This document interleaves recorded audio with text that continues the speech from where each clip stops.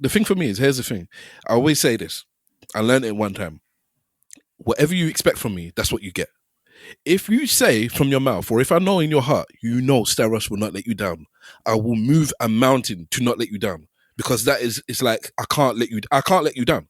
But if you don't expect nothing from me, if it's like, Stav is just whatever, he's going to be late, or he's going to do this, or he's going to do that, then I don't have, it's like, there's nothing for me to live up to. It's like, you don't expect that from me. What am I fighting for? Waste man, I'm just wanting you. Waste man, intergalactic. Dirty black.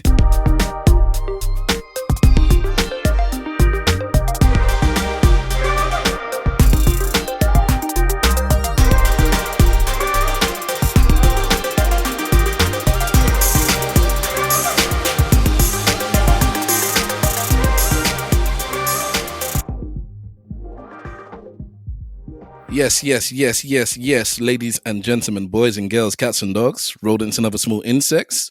This is the Eloquently Saying Nothing podcast, episode number, simple? 288. Yeah, man, nice round numbers. Oh, like Simple's back. Simple's back. Oh, I'm so happy. Oh, Sean. He thinks he's cute. He knows he's sexy. Oh, the crowd! Wow! Oh my God, he's just a sexy boy. He's just a Rasta man. He got the dreadlocks. No, remember not allowed to say dreadlocks. Oh yeah. He got the cultural locks. Cultural locks. Can somebody tell me why we're not recording on Monday? Why we're recording on Saturday? We're like, why you did it so early when we could do it late? I bet you there's going to be stuff that come out tomorrow and Monday that we could have been speaking about. Why did you come and decide to say on the podcast? Why did you Why did you give us this talk when the person asked you, do you want to do it early? And you just said, all right. You could have just said no. Is this early though? Saturday is normal. Sunday we can do most times, and the reason why we do it early, whatever day it is because of work commitments. But at the moment, there is no work commitments in it, so I'm assuming that anyone can do it whenever. But I don't actually care. Yeah, it doesn't matter. Let's move on. All right. Hashtag ESN pod to start to join in the conversation at ESN podcast on all your social medias. I think that's all the spiel there. Somebody needs to stop playing with. I know who it is anyways. I'm saying somebody, but I already know. Who is it? I already know. Who is it? I already know. Who is it? Who's what? He was playing with the arm. Who is it? Yeah, I can see it's you anyway. I can see the channel anyways. I can see it peeking here. Anyways, where was I? All right. Don't worry, bruv. Don't worry. Don't calm down. Don't get defensive. I always got my guard up, man. I've always got my right hand and my left hand up. Well, when you're as short as you, I can understand that. 2 feet, 3 feet, 4 feet, 5 feet. Bastard. I am at Stavros Bus. You can catch me at Stavros Bus everywhere. In the room with me this very night. Well, we don't have Websling on, so shout him out first of all. Shout out Websy. Let's have the returning champion. Walk like a champion, talk like a champion. Simple Simon. I would like to ask you how you think the events of this evening are going to proceed. Do you think they are going to go the way you think they are? Or are they going to go the way I want them to go? I am going to do all the things that you like. Gaza. That was a short excerpt from a poem by the Right Honourable General Degree. In its original rendition, the poem is called...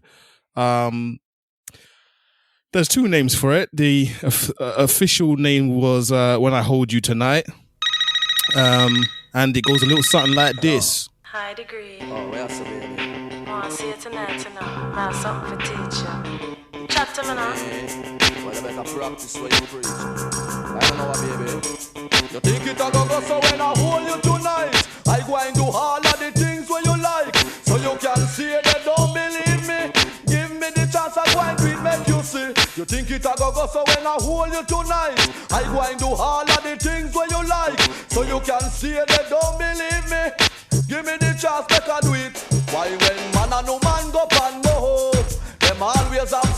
a pro. Man a go and rough like say him can't lose. Woman a say she a go blow up and fuse. Just with you something me this Gaza. At Simple Simon FB on Twitter. I don't have Instagrams. It's been a long time. Gaza for life.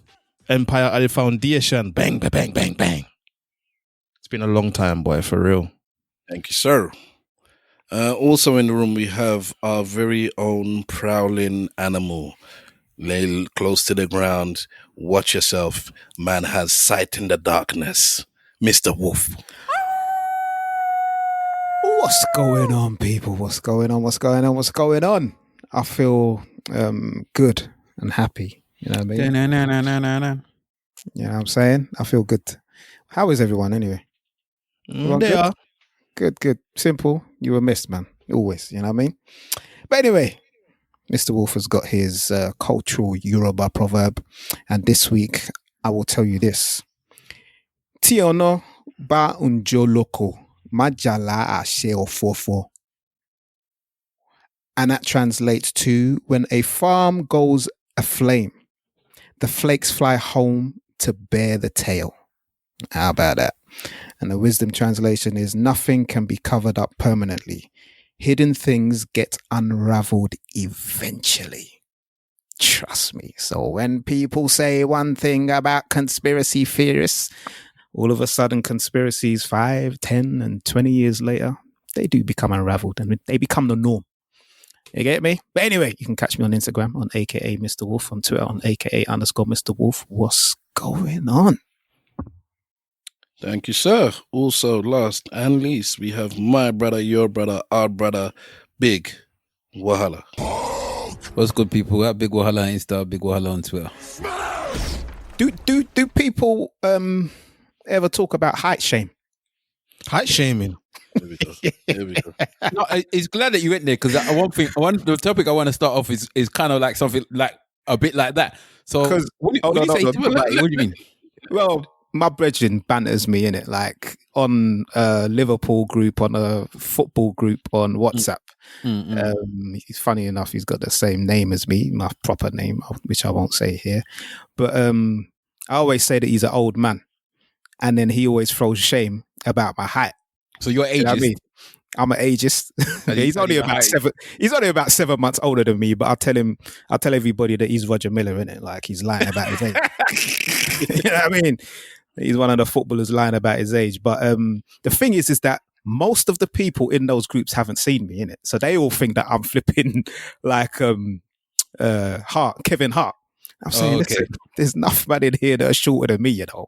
A lot of men that are shorter than me. And I mean, in those groups, yes. About Why is it Ghanaian groups? Is it mainly Ghanaians in the groups? Oh, shade, 2016. I'm asking. It's a question. Nah, it's everybody in it, all cultures, all Okay. black. So how do you know that? How do you know that there's definitely men that are shorter than you in the group? Because I know them. I know them. I know them. Do you know how it's come to the world now that when you're in a group of people, it's expected that you don't know the people that you're in the group with, you know? It's bad. That's how the way the world is now, isn't it? You know? But yeah, go on. But the thing is, though, Mr. Wolf, even us, like, you know, when we've obviously been cussing you about your height or whatnot, how many times? All 5'8" of it. How many times I've probably seen you and they're all like, "Oh, we thought you were shorter than that." So, you know, it just is what it is, isn't it?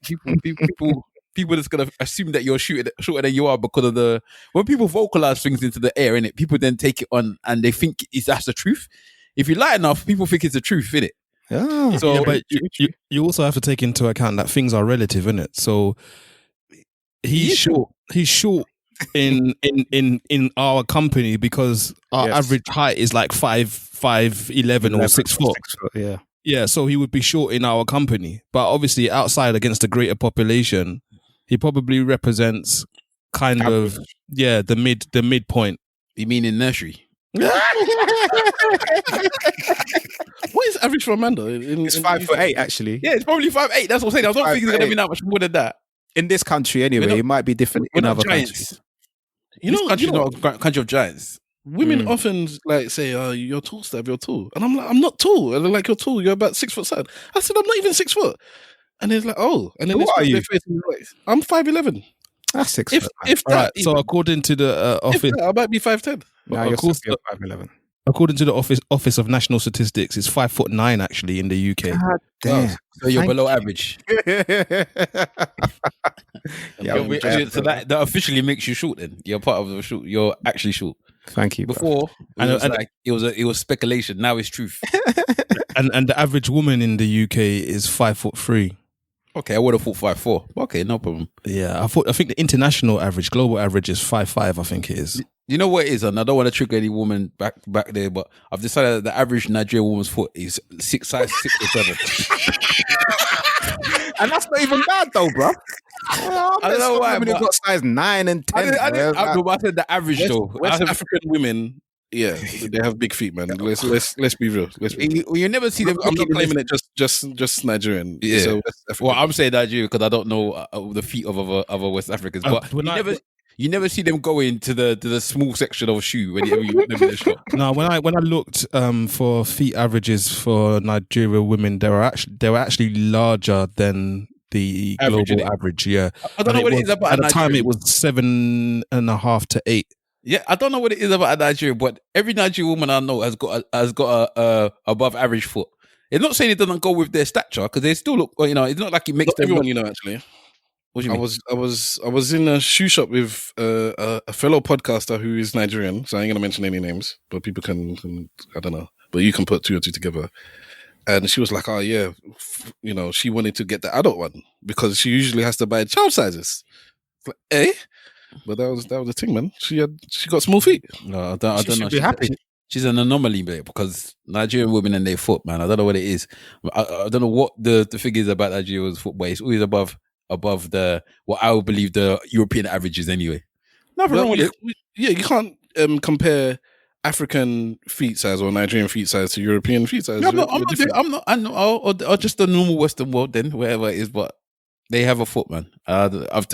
Sometimes it's quite broad. You know what I'm saying? You know them foot that is wide as well as long. Allow it, man. Now you're getting into it. It's not an abusive thing. It's just saying that how it is, isn't it? It is. I noticed. Like, I'm not too sure about men's if Nigerian men's feet are bigger because I think most Nigerian men I know are mostly size 10 or 9 or whatever. But it's just I just noticed because I've got a lot of Nigerian women in my life, and I tend to buy people trainers or shoes or whatever if I'm out. I just noticed that whenever I've tried to buy them the trainers, they always have no size in their things because their size is not the size that people tend to have because they've only get maybe one size 7 or one size 8 or whatever in women's shoe, and the one other Nigerian has went to go and claim it. That's what I'm saying, isn't it? But yeah, okay, yeah, man. This if you're being height shamed, Mr. Wolf, you need to report it. I don't know if you're tall enough to, get to the police window, but you should report it. You should go in there and tell them, God. People are telling me about my height and whatever. No. I should. You report everything online, so I'll go to the WhatsApp report, button. You feel me? Anyway, man. Have you ever felt? Have you actually felt a way about being short though, or being told that you're short? Have you actually made you feel a way before? No. There was that one time with my ex. Yeah, you told us. I'm talking about more which of happened to be a small topic of discussion earlier before recording. But I'm talking more like with yourself. No. Okay. No. Well, that's good then. No. I'm happy with myself. I'm cool. So maybe this other thing then might be a topic that maybe all of us can relate to. So I know you guys don't watch Love Island. I know you don't. But I'm hoping that you've seen the Nigerian girl that was on it a few seasons ago called Yewande. Yeah? Mm-hmm. Yeah. Do you know her? Yeah, the Scottish one. Or Irish one, sorry. Not Scottish. Welsh. She's not Welsh, bro. She ain't English, man. So she's Irish. She's Irish. Because I know that she's got Dublin in a thing, so I think she's from there. But anyway, so when she was on the show, there was another girl, white girl. I forget her name, but she was like a sailor. No, surfer. That was a professional or whatever. Sailor, Well, it was all the same, innit? Water and something. But anyway, they didn't really get on the show. They didn't really get on the show, and I think this. I can't remember which one of them left first, but anyway, they didn't get on, and in the outside world, they still don't get on. Apparently, recently they had an interview with the white girl. I think her name's Lucie. I'm gonna say her name's Lucie. They had an interview with Lucie, and at some point in the interview, she basically accused Yewande of bullying her. Right, saying that she's a bully and blah blah blah, and then a lot of the other like people that was on Love Island came to defend Yewande. Was like, she didn't bully you. I don't know why you're even coming with this that she bullied you type flex. So obviously, you know, the social media, especially Black Twitter, have taken offense to it because they're like, this is what you do. And every time there's any type of issue or argument or anything like that, the blonde white girl then starts screaming at the black girl, the bully, and you're getting bullied and blah blah blah. But anyway, in response to this though, Yewande's come on. She said, look. You're calling me a bully, but at the time when we was on the show, it was you that was basically not bullying me, but you was the one that was the problem with me, basically. And her issue with the girl was that she refused to pronounce her name. Like she'll go around pronouncing her name. And Yewande said that whenever because she's had this in the past, you know, if people mispronounce her name, she'll make sure that she tells them over and over again to try and get them to pronounce it properly. Yep. But this girl was just not having it. She was just mispronouncing her name all the time, always asking her if she can call her something else that's not her name, and blah blah blah blah blah. So Yewande wrote like a little thing online about it. But she called this thing, sorry, I'm just picking it out from my phone. She called this, what does she call it? Racialized renaming. And she was saying that it could be distressing and it's basically an oppressive thing, from a racially oppressive thing that people do to people that have, you know, people of cultures that don't have British or English sounding surnames, or, you know, or Western and European surnames, I should say. And it's quite oppressive and blah, blah, blah. So obviously, as all of us are Nigerians, and even though all of us don't necessarily have Nigerian names, it just so happens that the names that we do have are things that people can mispronounce. What do you think about this situation? I'll be tempted to read it, but I don't want to. But because she said that she's found it through her whole life that it's been oppressive towards her. She it's quite distressing for her to constantly have to always be telling people her name. And she says it's actually like a racial tool to keep certain people down, to make sure that they, it's like a tool of racism to make sure they don't pronounce your name. I don't think it's that deep. I just think because I know that when, let's say, we might go to another place where all of a sudden it's completely different and foreign for us, and let's say it's not white people, even we would have issues. Okay, so let me read what she said then, just so I don't misquote. She said, I'm just talking about this particular part. You as an oppressor have stripped me of my identity. You've taken my power in choosing how I want to be addressed. And then she goes on to talk about other things. So my daughter's got a full Nigerian stroke Ghanaian names, and we've taught my wife and I have taught her from early that she has to correct people when they say her name wrong. So I was just told you, I was on a Zoom call before. It was a birthday party Zoom call, and one of the people, my daughter came into the thingy. She's like, "Oh, what's her name?" So we said her name. The woman said it wrong. She said, "No, it's blah blah blah." She's correcting her already. I'm like, "Yes, that's my child," because I know that's what's going to happen, because you've experienced it. I've experienced it. When you have a full blown African name, people have issues pronouncing it. Now, the way I see it is more laziness than anything. I don't think it's a big, like in modern day times, I think it's not normal for people to have these names. It's not for them anyways. To have as in you're living in a country. You're living in a country where you are 3% of the population. So, in the Western world. Yeah, let's stick with the UK. We're living in the UK. We are 3% of the UK. So I know we're in London, so we're a bit more, but you get my point. And then even out of that 3%, it's not like all of them all of a sudden have heavily ethnic names. You get me? So the thing is, it's not necessarily every day you come across somebody with a name that you find is different than John, Richard, or Lisa, or even a Shaniqua, because that rolls off the tongue easier for them than some of the other names that are native to our countries. So it's just laziness for I can't be bothered to try and learn this thing and to twist up my tongue. Like my brother and I, we did an ESN radio episode the other day where we did a music genre called Now, because I love the music, I tried to learn how to say the word, but most people just wouldn't bother. So, like my brother, none of you might have tried to learn how to say the word, because it's end of the day, it's a word, it's a foreign word, but it's got a click in it. So you have to learn how to do it. So for me, it was hard. And it's still hard. I'm probably still saying it wrong. Somebody else might be telling me, Stav, you're disrespecting the South Africans by not learning how to say things properly. If you love the music, you're doing a podcast about it, learn how to say it properly. But for me, it's hard.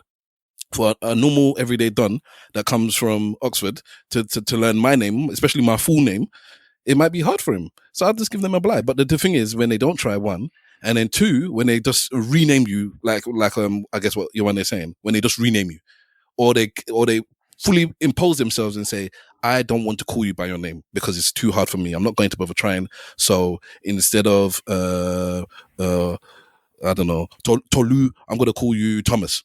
You get me? Because I can't be bothered to learn how to say Tolu. That kind of thing. Yeah, but I don't think that what you've explained there takes away from what Yewande's saying, because again, I guess this is about degrees of sensitivity, because I agree with her that it is kind of an attack. But it's one of those ones where you have to weigh it up, innit? Like, is it a big part of the attack or a small part? This is what they call microaggressions, really. Yes, These are the things that add up. They chip away at you, and they add up. So I get what she's coming from, because I've experienced the same thing as well. And I think it's more the attitude more than actually getting the name wrong. Because I mean, for myself, I try my best to make sure if I speak to somebody who has a name that requires some techers to be able to pronounce it, I always ask them to say the name and tell me what it means, if it means something as well, because I'm bang on, getting somebody's name right. And I will always apologize. I'll be like, okay, this one I'm going to try. Tell me how it sounds. If it don't sound right, know that I'm trying to get it right, kind of thing. So I kind of preface with that. But I think it's the attitude. If the attitude is you tell somebody your name, they goes, oh, what you say what? And then you help them pronounce it again. And then it's like they try to find an alternative because they don't want to put the effort in. I think that is more of the, what do you call it? When you, that's the dismissive bit. And that's the bit that is even more insulting, if that makes sense. And it can be tiring, especially if you have to do it often. It can be. But that's what I mean. Sorry, go on. No, where it's coming from. Go on. Sorry. I co-sign what Simple Simon is saying, and Big Wahala to a certain extent. I am one of 4 children that my parents had, yeah, and I was the only one who had a Yoruba name in school. The others were asked whether they want to use their Yoruba names or whether they want to use their English or Christian names or whatever the case may be, and I decided to use my Yoruba name. So and that was from 11. Do you know what I mean? No, it's even before that, from when I was in primary school. But I was given a choice at the age of 11 going into secondary school. And it was a challenge in the 5 years that I was there, that some people would actually try it and take liberties and try to make it sound funny. You understand? Like the full name, because the full name, only like my mum would say it in certain times. It's like there's a lot of people called Ade out there. There's a lot of people called Olu, out there, and that is a short version, and the extended full version is maybe difficult for some people. My one wasn't so much difficult, but the short version of my name, that's what everybody knew me as. And sometimes, when you get to a new place, they'll say the full name and I'll say, just keep it short. Yeah. And everybody kept it short over a period of time. But then you will get some people that will try, say the name that only maybe your grandma has said at certain times, or your mum would say. I don't even know your full name, fam. Okay. Well, I'll tell you offline. Okay. But, so over the years, I have experienced that. And not even just at the early ages in secondary school. I remember one time, I won't do it again, but I put my last name at the back of a Liverpool shirt. Do you know what I mean? And then I would have people like, not taking liberties, but saying it in a way where they know that they've got it wrong. And like, me, I'm in the barbershop a lot, innit? And I had to correct a few people. The barbershop is good and I love it. But there was a lot of heated debates in there, People wouldn't go toe to toe and ready to fight. But a lot of the time it got very heated with very, very serious and challenging topics. And I had to put a few people straight. Do you know what I mean? So it is definitely a thing within the community. not just for those that are of a European mindset, you know what I mean, or white people, or whatever.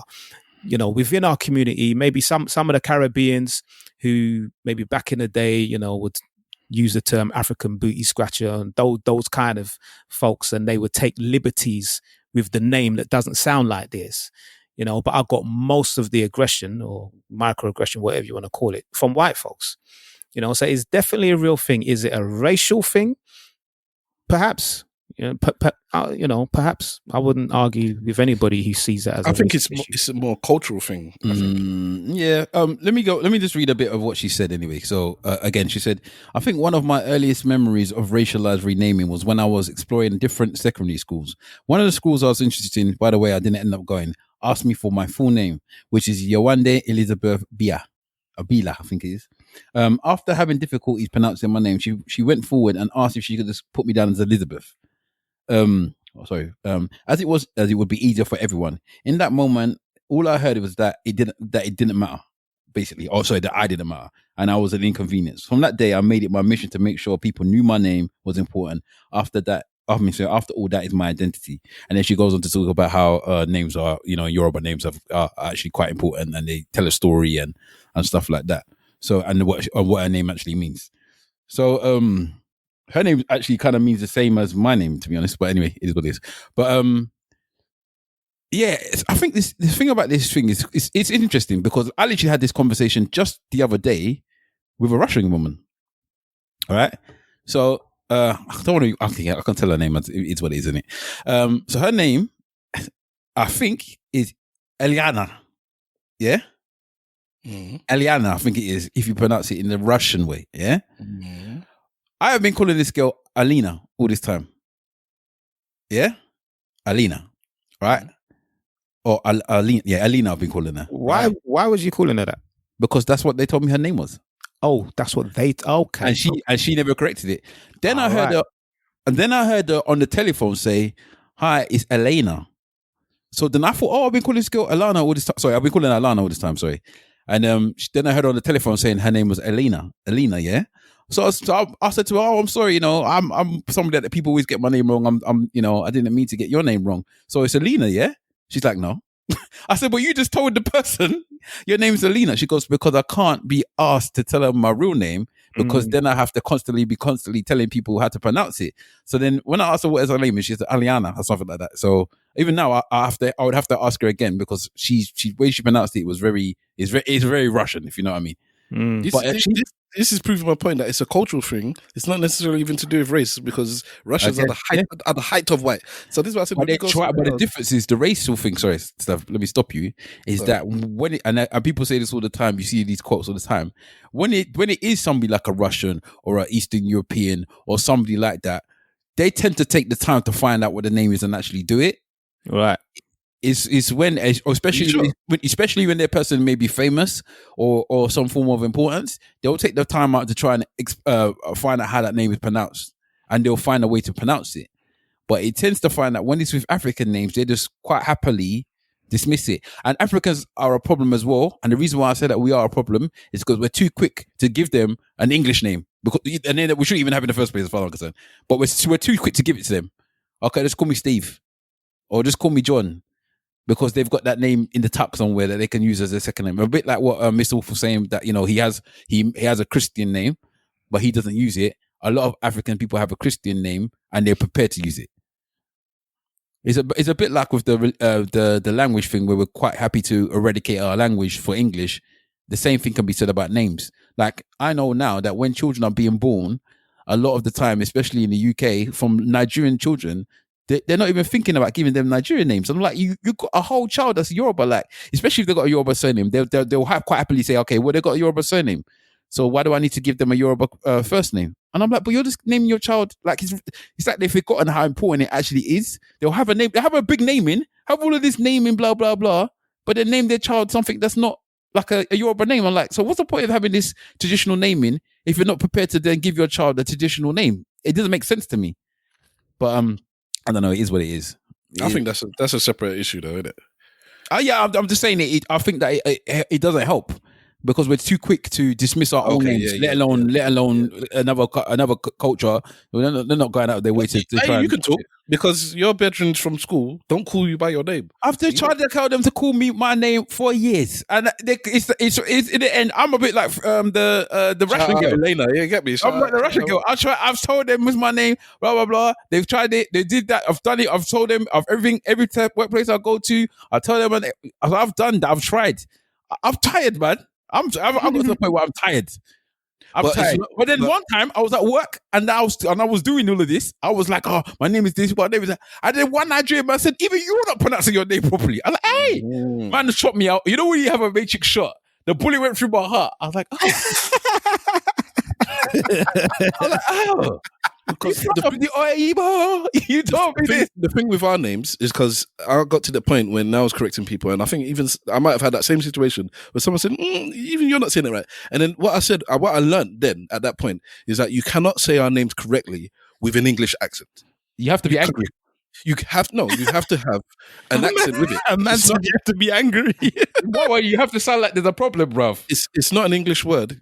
It's very hard to say our names with an English accent. You have to have some sort of gumption with it, an accent. So it got to the point where there's a good enough.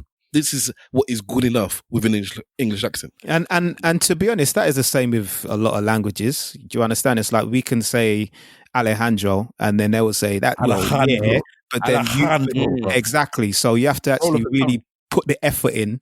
You get me? It's not Mexico, it's Mexico. Exactly. So I think that's the case with all cultures and languages, that you actually have to put the effort in. But I'm like, I work with people from all kinds of different cultures, and I'm like, simple, I do exactly the same thing because I just think it's respectful to do that. And I tell them as well, like, tell me how to pronounce it properly so I can do so. You understand? And sometimes they're looking at me like, right, I've never had someone speak about me and my name in the manner that you are. So automatically there's that respect that is built from the beginning if it's a new member of staff or something, because... Yeah, go on. Sorry, I was told I overlap people today. The thing is, because you've been in that situation, you can understand it, you can relate to it, and that is why you're sensitive to it. The same way certain women might be sensitive to a certain situation that we as men don't go through. Maybe another woman might pull her to the side, or do you need a pad, or do you need a something? You get me, but it's like I can kind of see you, or whatever. Do you need anything? They'll put them to the side because I can relate to your situation. Whereas we as men have never been through it, don't understand it. It's just not on our radar. So this is why I say, I don't think you need to relate to something sometimes. John does not understand unless John is hanging around people that have this situation all the time. So he's lived around ethnics, he parts with ethnics, and he's heard this conversation from other people all the time. John does not relate to walking up to somebody and them not being able to say John. So he doesn't. So when somebody says their name and he says it back to them, that's, as far as he's concerned, that's the end of the story. I know, like I was on the app that the other day. Not be named. Yeah, and because obviously there's a bunch of people I don't know who they are, and there's names from all over the gaff. And before somebody's talking, sometimes you're gonna ask them, "What do you think?" or blah blah blah blah blah. And I always do exactly what you said, Mr. Wolf, and what you say, Simple Simon. I always say, "How do you say your name?" And then I try and replicate, and then I say it 2 or 3 times to make sure that, is this right? And then, yeah, you've got it right. Cool. The bad thing with me is I always forget it anyways. So, later on down the line. I forget names as standard. That's not new. But it's deep when it's written in front of you and the person has said their name. You still can't pronounce it anymore because my memory's so poor. But because I'm sensitive to that, which is why I'm big on it. But what I would say is that I think that you have to be socially illiterate, bruv. So socially literate, not illiterate. Socially illiterate to see a name that isn't a John and then just pronounce it anyhow and not really consider that your pronunciation may be incorrect and that person may feel a way about it. So I understand what you're saying about the person not really being in that position because nobody's been able to pronounce John. Because nobody's been unable to pronounce John. But to me, I think that you're either socially illiterate or you just have got no emotional intelligence. No, man. In my opinion, do you understand? Because listen, if you listen, John has never had a problem with someone calling his name. Then you have, I don't know, a Yewande, or let's say like a Russian name, or, it could be Mikhailov, or whatever the case may be, and you know that this is not from your culture. This is not a John. This is not a Paul. This is not a Michael. I have to actually put some effort in to say this name. You should actually put the effort in. Do you understand? Because if you are deciding that you're not doing it, I think that then there is some intentions behind that, which could be deemed as discriminatory. And in my opinion, it is socially illiterate. You're just being selfish in some ways, in my opinion, of course. Like I said, sometimes when something does not relate to you at all, you just don't know you're doing something wrong. You just don't know. All of us, I'm sure, have been in a situation with somebody where they've pulled us up on something, and then there was a light bulb. It's like, oh, I've never thought of it. I get that. I've just never thought of it. And now you've mentioned it. Sorry. And going forward, I won't so. So let's say, for instance, I'm making jokes about height, whatever. And because I am not, I don't know who's doing that, man. Because you're not politically challenged. Yeah, because I don't see myself as a tall person, but I'm not a short person. So as far as I'm concerned, this is innocent. And then somebody that's shorter will say, you know what, that you really hurt me with what you said. I was like, but I was just bantering. It's like, yeah, but I've had to hear this my whole life. It's not funny to me. You get me? I was like, okay, I'm sorry. You know what, I'll be more delicate in future. I'll be careful. Same thing with all this thing online all the time, where you have to be careful with this, you have to be careful with that. You can't say this, you can't say that. Blah blah blah blah blah. Because let me add some context. Everything offends somebody. Let me add some context, because I used to watch the show. She was dismissive about the name. Like, she would be like, oh, okay, whatever. Like, when the girl's telling her name, she'll be like, oh, okay, whatever. So as much as you're saying, I get what you're saying with regards to some people are just, maybe incapable, or they find it difficult, or they just don't understand. She was dismissive about it. I'm not including that woman, by the way. Okay. So yeah, so that's why I just want to clear it up, because a lot of people are going to say, "Oh, you don't know what happened," blah blah blah. So I don't want to put you in that boat by not giving you all the information of the woman. You know what I mean? Thank you. Just to flesh myself out quickly before we continue. Mm-hmm. When I'm making these statements about some people, that is exactly what I mean. It means some people. It doesn't mean this person. If Yewande says that this person was very flippant with my name, they tried to change it, I actually included in my equation that is when it's problematic. When you've told somebody that this is not my name, this is how it is, and they say they can't be bothered, or when they just change your name. That's when I said that is when the problem is.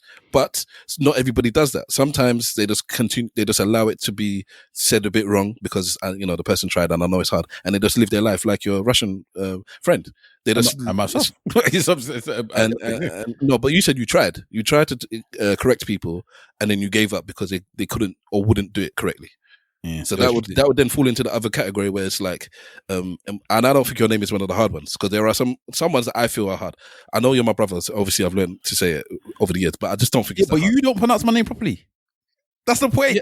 Yeah, but this is I know, because I would have to say it with that accent. Exactly. So as much as we're saying this, that, the other, you also don't pronounce my name properly on a day-to-day basis. But I said there's an acceptable incorrectness. There's a level of from your own family.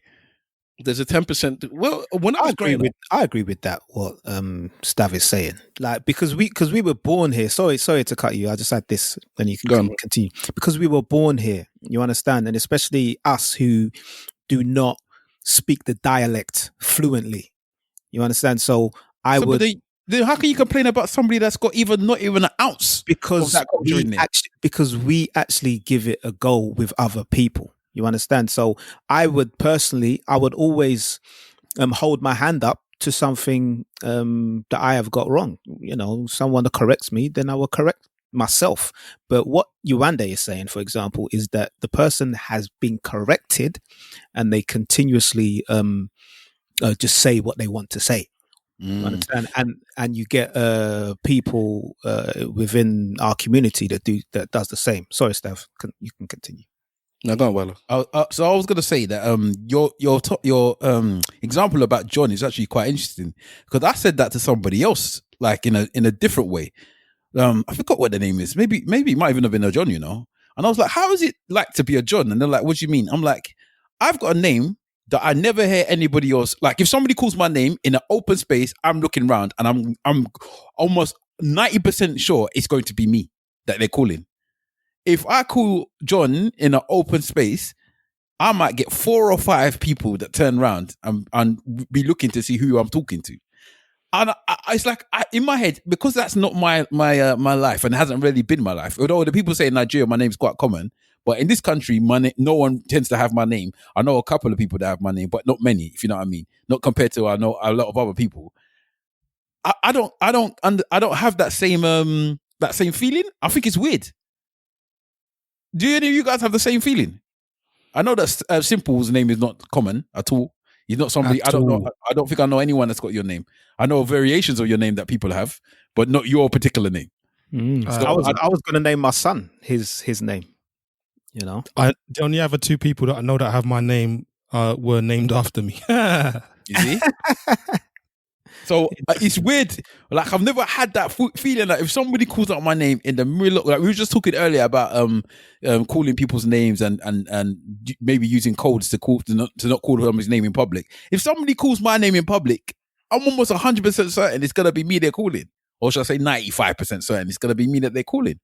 And it's weird that to hear somebody like a John say, "Oh, my name's so common. I got Some people as well even try to spell it a little bit different, just so it's different from somebody else. You know what I mean? Have you ever had that? Have you ever thought about that? No, I think with me, my one came about when I was just like,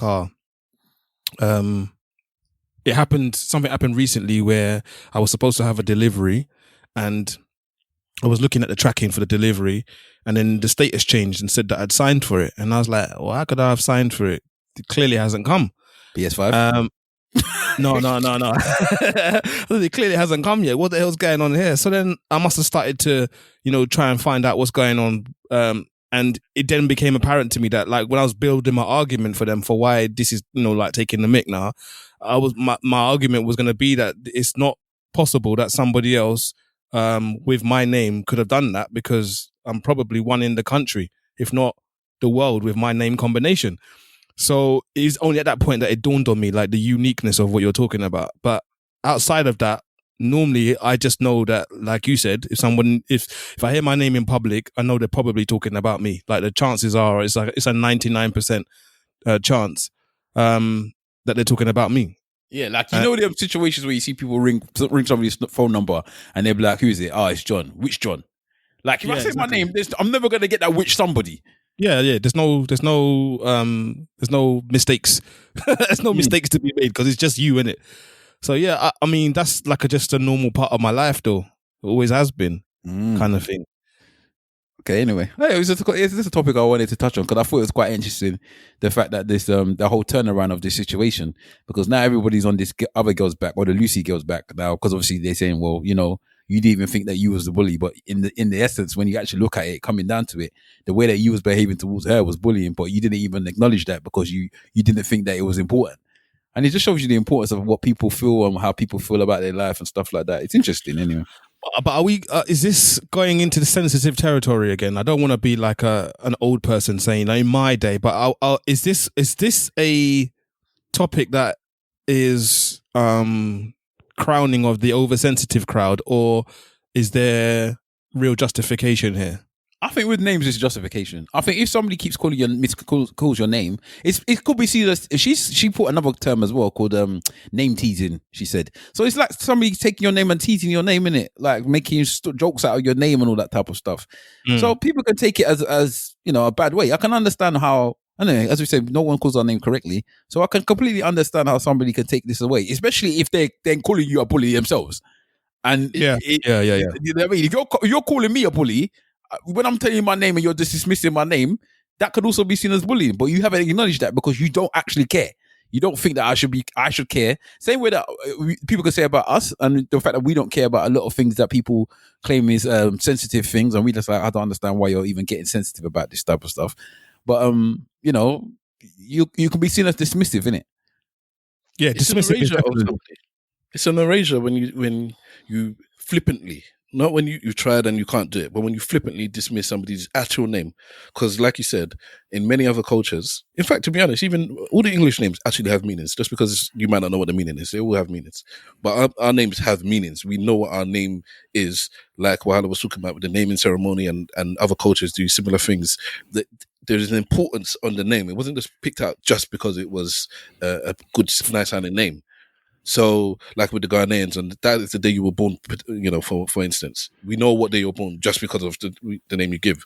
For me, my daughter, when I mention my daughter's name, everybody asks, what is the circumstance under what she's born? Because the name means that this child was born under a specific circumstance. And I say that, I delivered her at home because we couldn't. So it's like, okay, I knew there was a story.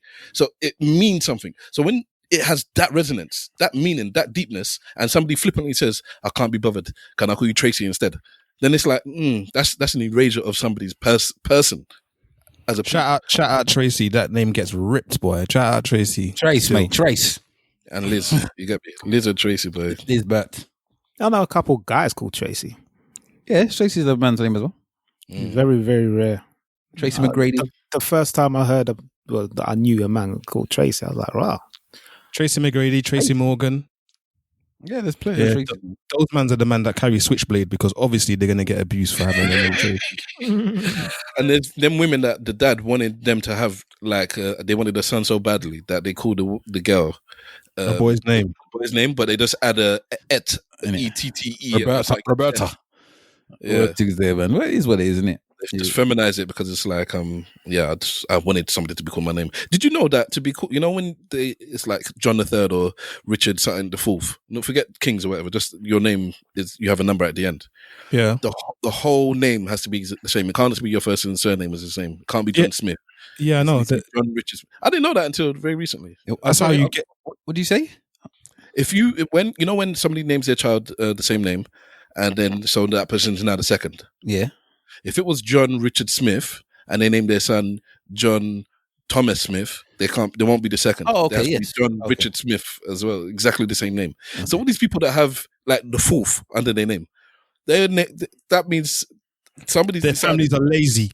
We are going to I say that because I'm watching that program that Mr. Wolf recommended the other day about men who built America. So it's the ones. Which one of these families? I can't remember now, but one of them, like they're on to number 4 or 5, and it's like, wow, they fully want to keep this name in the family.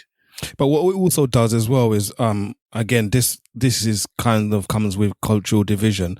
But what it also does as well for us as Nigerians or Africans, but Nigerians specifically, is it means that you don't actually care about that individual child, because what you're saying is that child's journey is exactly the same as all of the people prior, if that makes sense. That's what it would signify for us. It means you haven't looked at the child and given a name that is consistent with who that child is. You've just slapped the title on them because you're carry on legacy things. You get what I'm saying to you? Yeah, but there's nothing wrong with legacy. That's an important thing. It's like our name means. This is when you feel that your name means something. So all these people I'm talking about, these companies, these are all billionaires. The name of the program is The Men Who Built America. Their name actually has standing. So, for instance, our surname is Welsh, and when I was trying to find out to my original name to change it before I got married, because I wanted to have my original African name, Nigerian name, whatever it would have been. What I found there was hurdles I had to jump over, and then eventually some people told me, well, our name has status in Nigeria. That name that you have has status. We have no need like, we're not searching to change it. That's the legacy thing. It's like when you walk into an arena and you have that name, it means something. So I'll give an example. I'm sure Wale will jump in at some point as well, where when we went to get a Nigerian passport in Nigeria, we was in the passport office there, and my sister's was using her married name, which is also not Nigerian. And me and my brother had no issue getting a name because we had a name that held status in Nigeria. And because my sister had a different name, we have to come back the next day. It's like, no, we need more proof or whatever. It's like, what? Just because of your surname, He basically said, which one is this? That was exactly where they used that name, but they were like, which one is this? Like, we don't know this. Yeah, she had to come back, man.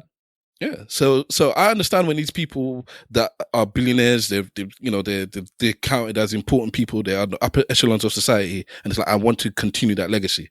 People know that you're my lineage just from your name. I mean, one of my cousins, from birth, basically, he was called Junior. Do you know what I mean? So he was given his dad's name, and as he got older, he didn't want anybody calling him Junior anymore because he wanted his own identity. So it kind of works both ways, and it was hard, but I always try to, make him feel like an individual when it comes to saying his name. Do you know what I mean? It's just like you, Stav. You don't want people to be calling you a certain name, innit? Yeah, once it was Toothpick and then it was Stavros, and you were adamant, no, you need to call me this. Well, even in that though, because as you're saying, say my name. Our parents find it as a disrespect that he calls himself that name. Yeah, I get it to a certain extent, but I think he's maintaining a level of is it distance, or he go on, you can speak for yourself, go on. People that I'm very proud of my name, and I don't hide my name from people that know me.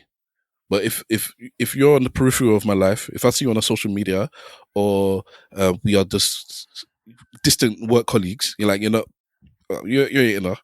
so you don't need to know my name. Yeah, but for somebody, as you just said, that had this big discussion about the point of your name comes with a story and this, that, and the other, is very important as your parents, that people understand your name and why you was giving it to them. You just give yourself a completely different culture. In fact, even that culture might feel disrespected that you just decided to pluck their name out of. You don't know what that name means. You know what it means now. But to the people who's actually the culture it comes from, you don't know what status that comes from. That you can go around. Let me tell you something claim that name. Let me tell you something about that. I don't give a damn. We don't care. We don't care. No, you're saying that's exactly the same way that they will say about you. This is why I said no. You can't get upset because I picked a name. We can't get upset with that. So that doesn't make a difference. Of course you can. I don't understand. No, I don't like, them people where they go somewhere, they go to Egypt, they go to wherever, Dubai, and they pick a name from that culture and they give it to their child, and people might get upset with it. I never understood that. If they like the name, they like the name, and it's like, but you don't understand the meaning. It's like, I don't have to actually understand the meaning. I don't.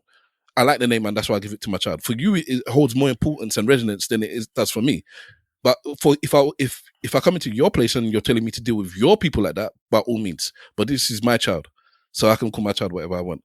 For whatever reasons I want as well. You can't impose your importance on somebody else's family. You can impose it on myself, and if you're dealing with me, then you need to deal with the importance of what I'm saying.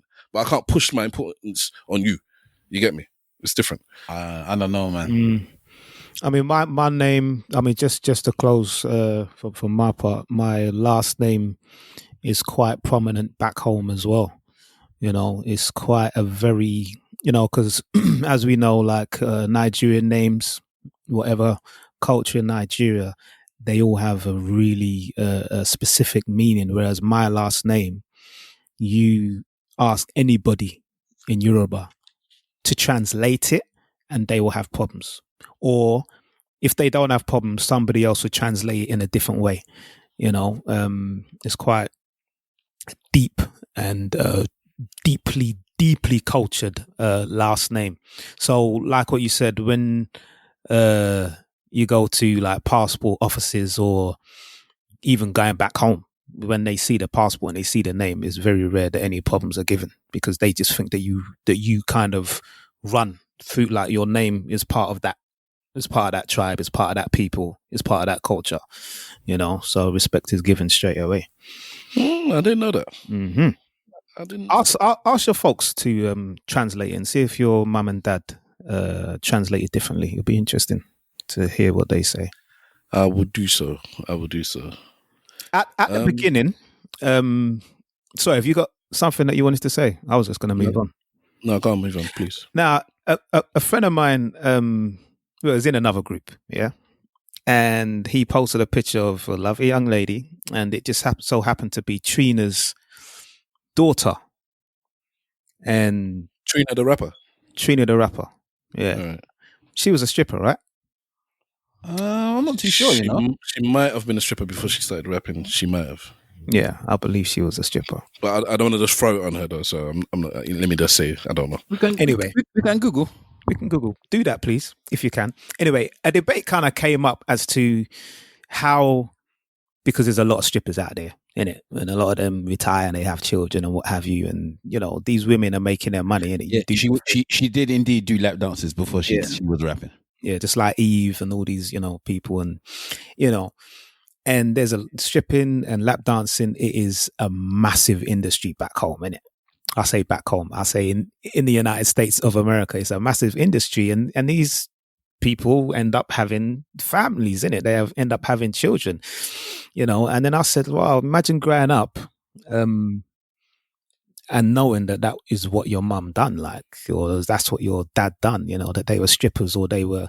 Then we mentioned the porn industry, you know. And are you shaming these people? I'm not shaming. I'm just the question was, imagine how they feel grown up knowing that their parents or their parent did something like that, you know. And people then went on to say, well, how about the porn stars?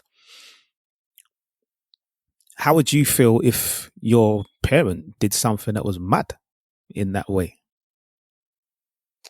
If I'd known my whole life, I mean, like from when I can understand these things, or from when I was a young adult, probably you would have got over it by the time you're a matured adult, especially the stripping one.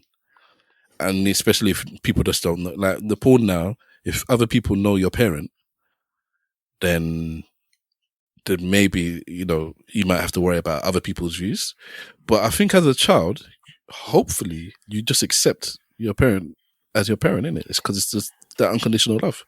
Yeah, I think like the love will always be there, innit? It's like it's more, you know, kids can be really bad to each other, you know what I mean? And now we got the whole social media thing. Everybody's got a phone, and videos can get passed around, and, you know, people can tease you in that way, you know. And then someone threw out, well, how about if their parent was Jasmine Kashmir?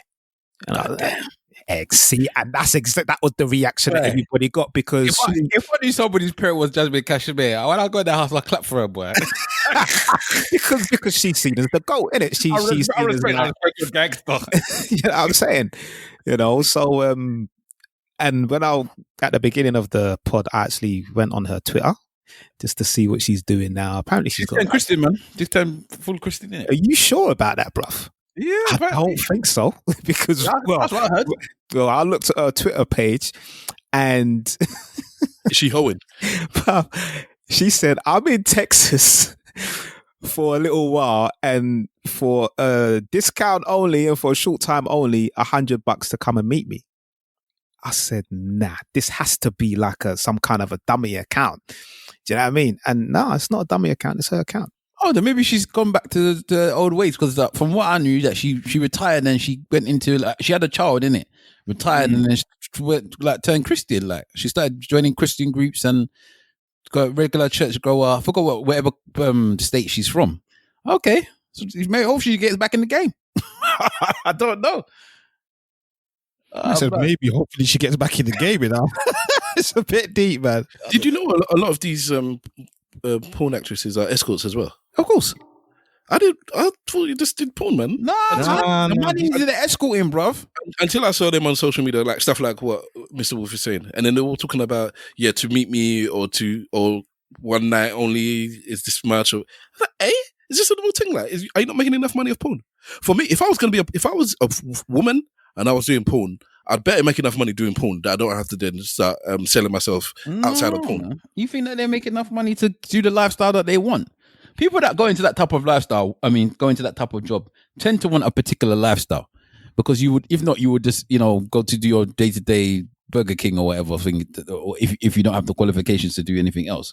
And some of them even have the qualifications to do plenty of other things, but they want a particular lifestyle, so they get into porn, innit? So for you to continuously have that lifestyle, you're going to have to have multiple streams of revenue. And one of the ways that is that you can do the meet and greets and you can do the escorting. They probably make more money off the escorting than they do of a porn shoot. And they should be director, innit?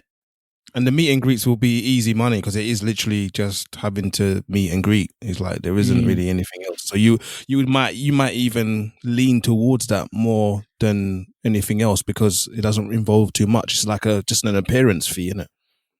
Turn up, get $200 for an hour or however long it is, and then you cut. That is the thing. That a lot of there's been quite a few of these Instagram girls that people are finding are escorts as well, and it always amazes people the amount of money that they charge. They're like, "What? So is that cheap to get the person?" Like you're just saying now, Jasmine Cashmere saying $100. Like people like, I would think I'd have to spend more, but no, it's not necessarily the case that he has to do that. So I don't know. They want to. It's a market demand, isn't it? Supply and demand. So they work to a certain audience, and them meet and greets, they're $100 a slap or $200 a slap. You do 3 of them over 2 days or even more. Do you get what I mean? Like it's, I don't know. I don't want to say easy money, but it feels like easy money. I don't think it's easy, man. Well, I guess it depends on your mentality, innit? If it comes natural to you, especially if you're not doing anything more than just the hug and I don't know what fam. If you are normally on a pole dancing around with people throwing money at you, a meet and greet I would expect would be easy money. But it's not just meet and greet, is it? Usually it's meet, greet, and bang. No, not all the time. Not all the time. Yeah, it depends where they're doing it. If they're doing like a convention, then it's just a meet and greet. But most of the time, if they're doing it at like you're going to go and meet them as an escort, they're looking bang, bruv. Or some form of domination or whatever these people are into. My friend won't bang. No, that's funny. But yeah, I don't know. Sorry. So the question, what was the other? Because I popped to the toilet while you were speaking.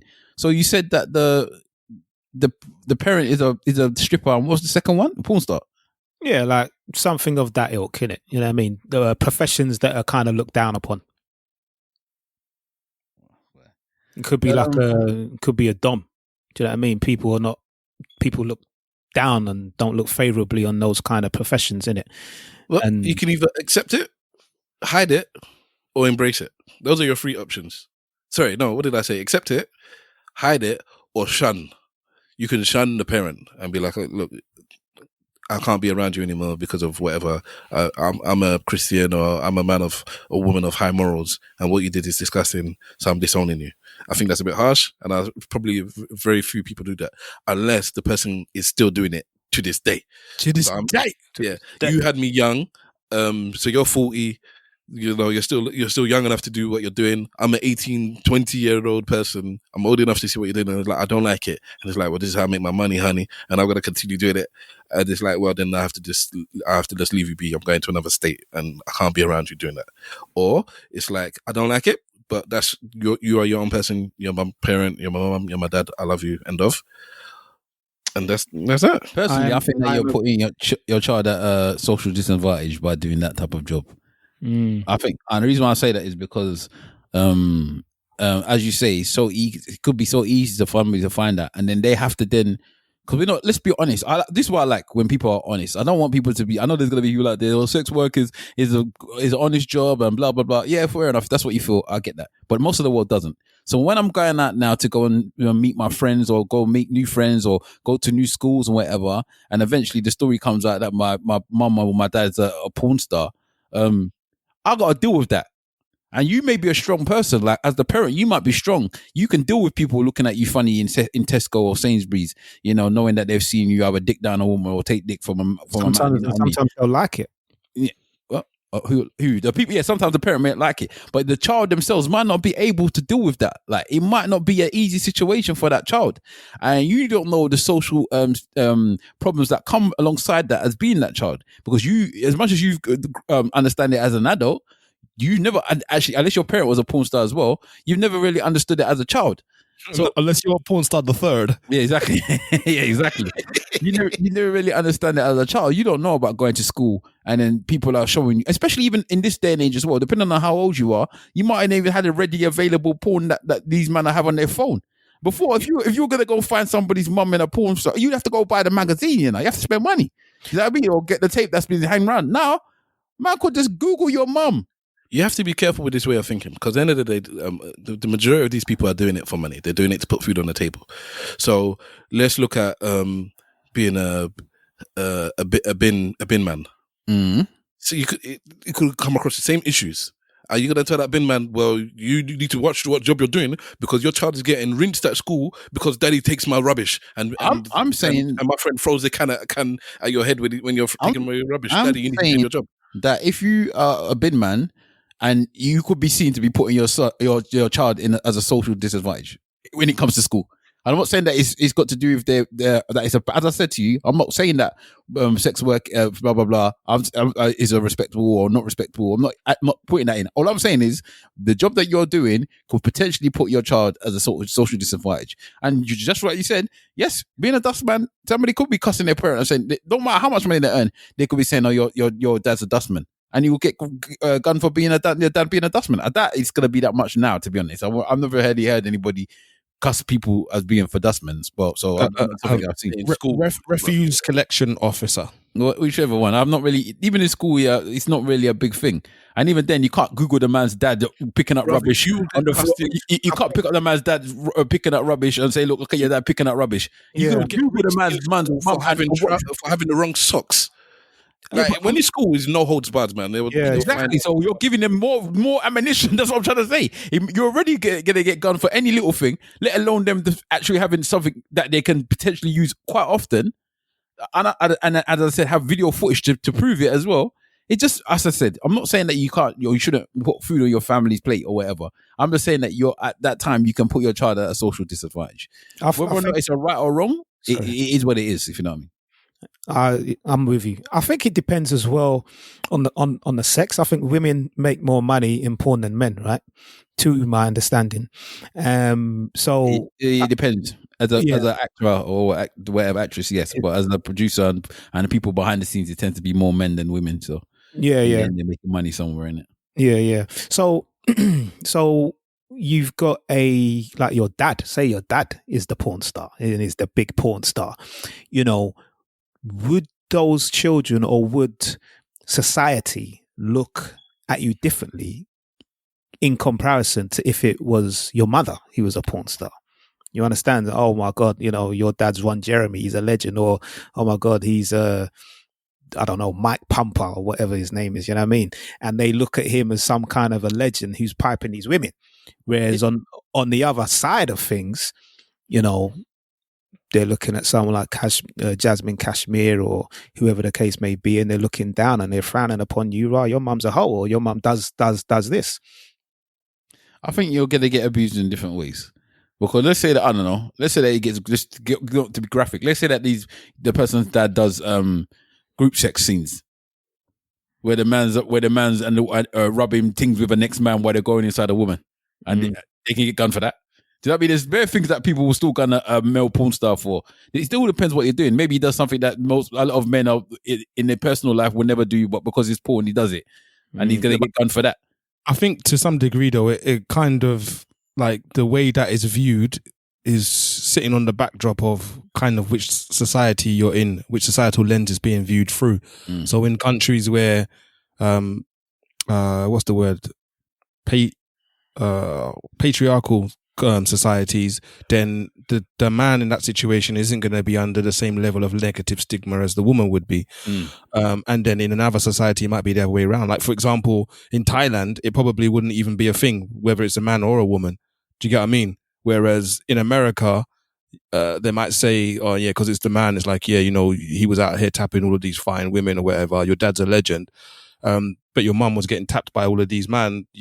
She's not a legend. That's like the culture of the society you're in, and the lens that it's being viewed through would determine how you feel about it, I would say. Yeah, I think in general society, but in school, I think everyone's getting it regardless. I think everyone's getting it. Just imagine you name your son Ron Jeremy the second, Ron Jeremy, that's in the newspaper all over the place for apparently raping these girls on. Oh really? I haven't heard any of that. I never knew that. Yeah. He's grimy, man. He looks grimy. Of course he does. But put the porn industry in that time, it must have had a lot of nastiness going on and a lot of shady business. He looks like he come from Belly Button. Yeah, his middle name is Lint. Well, that's the point of him. That was the thing about him, innit? He looks like the below average man, and he's managing to get all of these girls. It's the desire thing, innit? It is what it is. But yeah, anyway, guys, oh, it's Januhairy right now. We're coming up to the end of Januhairy. Have you ever heard of Januhairy before? Tell the people. Januhairy is a movement started, I think, just a couple of years ago, as we're recording, where it's about women embracing their natural hair. Oh God, you started again. What? Yeah. Sorry, I don't mean the hair on top of your head, but either. By the way, ladies, before you jump out, you know, I just realized how it sounded. Yeah, you know that dating show where they turn the lights off or whatever after the person's been introduced. You see the women just. It's Januhairy. It's about the hair. No, I am talking about what did they call it? Body hair. Well, yeah, I'm assuming so. That's what it is, isn't it? So we're talking about armpit hair, hair that grows on your legs and your legs, and other places. So basically, in January, women are now being encouraged to not shave, to express themselves and to be able to be comfortable with who they are. So there are some women that they've decided they're not going to shave full stop. So this is who I am. You have that Sikh woman. I think it's against the rules for them to shave, innit? I think for men and women. So she's got full on beard because for whatever reason, I guess she's got enough hormones that she has a beard. So she has a beard and she's like, I'm not shaving. So this is who I am. People just gonna have to accept me. And she's rolling like Rick Ross. And that's the thing. Would you guys? She's rolling like Rick Ross. I want to know how. I've always been comfortable with a woman not necessarily shaving, let's say, underarm. Let's stick with that. I'll make it tame. Yeah, I've never had an issue with it, actually. And in fact, I even encouraged it when I was younger. I was telling women, you don't have to shave. Don't worry about it. This is how much I was on my natural thing. Like back when I was a lot younger, it's like just be natural, innit? No makeup, don't do your hair, don't shave. That was cool with me.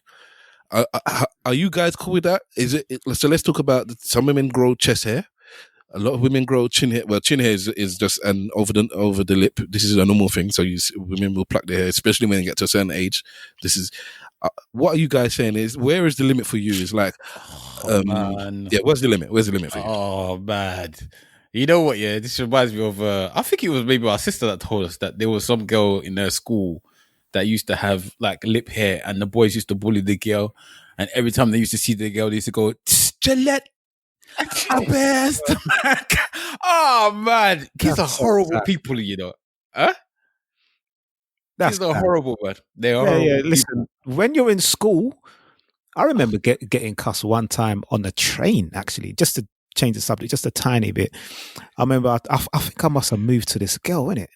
And I must have said something. It wasn't nothing out of the ordinary or something that was disrespectful. I think that's right. She had crisps that kind of smell up the place. And I said, wow, I smell cheese and onion crisps. You know, I kind of sat near her and she must have been in a bad mood, boy. And she destroyed me, bruv. That's the one time that I've been destroyed in public, boy. You know, I tried to move to the girl and she weren't having it, mate. After you abused her, tell her that she stank. You went to go try to jump her. No, I was just saying that I basically was saying I can smell your crisps. Can I have one? You know? Oh, okay. That was your game. That was his Nigerian chap, like. I smell your crisp, you know? I smell your crisp. I must have been 16. And when I tell you that, you know, when your brethrens are there and she's cussing and then they start laughing, but I feel so ashamed, boy. Oh, I'll never forget that. I don't mean to be funny, Mr. Wolf, but I need closure. What how did she cuss you? Because you remember it. I know you remember it, bruv. I remember it. And the weird thing is that like there was no real closure. I could have closed it in a really horrible way, but I decided not to. And I'll tell you what that closure could have been. So it's mad because I was coming from college. We were all on the train and she cussed me and my stop came in it and I had to get up and go. So the man then were laughing and I just had that little walk of shame to come off the train. I was like, fuck, man, fuming. No, don't try to dodge it, bruv. I want to know what she said to you, cuz. I know you remember that. It sounds traumatic. I can't remember. I just remember that she went in and I was like, what's wrong with you? You know what I mean? You short motherfucker. You short looking motherfucker. Trying to talk to me, can't even look in my eye, bitch, motherfucker. I don't know. Like she obviously was having a bad day. So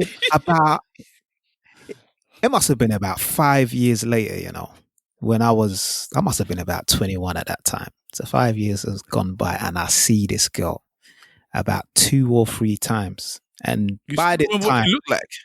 yeah. I remember what she looked like. I said, that's the girl. And I must have seen her about 3 or 4 times, 2, 3, 4 times. And you know when you see someone and they look at you, but I don't think she could remember me. It was them looks that you get, because I was all about my game. I was very confident about approaching women, and you know, I thought I was fly in it. I believed in my own shit. And I saw her, and then after like the second time, I realized that this girl don't remember me, you know. So I said, I'm gonna move to her and I'm gonna bang this girl. Do you know what I mean? Just to even things up. You know what I mean? Wow. Yes. That's this is what I say about men. Absolutely no problem with this, by the way. This is the thing about men. Men are so petty and so vindictive. Everybody's petty and vindictive. No, but men are ridiculous. When it comes to a woman being scorned, like a man, like women go through how many different things, and they will try again, or they'll do this and that. All it takes is a man to be scorned once, yeah, man. They'll never forget it. They will bend the whole of their life. I disagree with you, actually. I think it's pretty more even. How many men? Most men get cast off, abused, sent away, much more than women. Women are not used to that feeling. Men are used to that feeling. Mm-hmm. It's when they feel emotional, when they're with a woman, and maybe they might start being vindictive.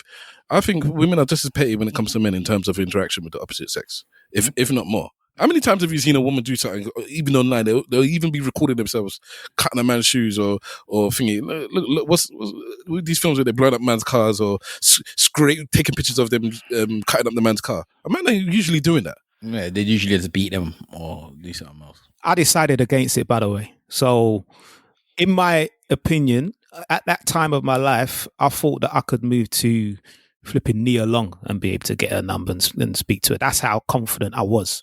So, and in my head, I knew that I could get her number and we could chill or do whatever. But I just thought, you know what? Let's chill. Yeah, big tune. You said that in that time. Do you not think you can get Nia Long now? Oh, yes, I do. Okay, so your confidence is still sky high. It is. What was we talking about before we got to this thing? We were talking about what level of hair are you comfortable with a woman? Let me say, actually, the better question is, at what point would you tell your woman if she was, not shaving a certain area? Which area and how long or whatever curly would it have to be before you say, you know what, you need to go to the bathroom and do something about that because it's a turn off right now? I think I'm all right with most things. I think if she was getting a beard, I would be like, nah. Yeah. So you don't rose in the bedroom with you? No, I'm not dealing with beard and business.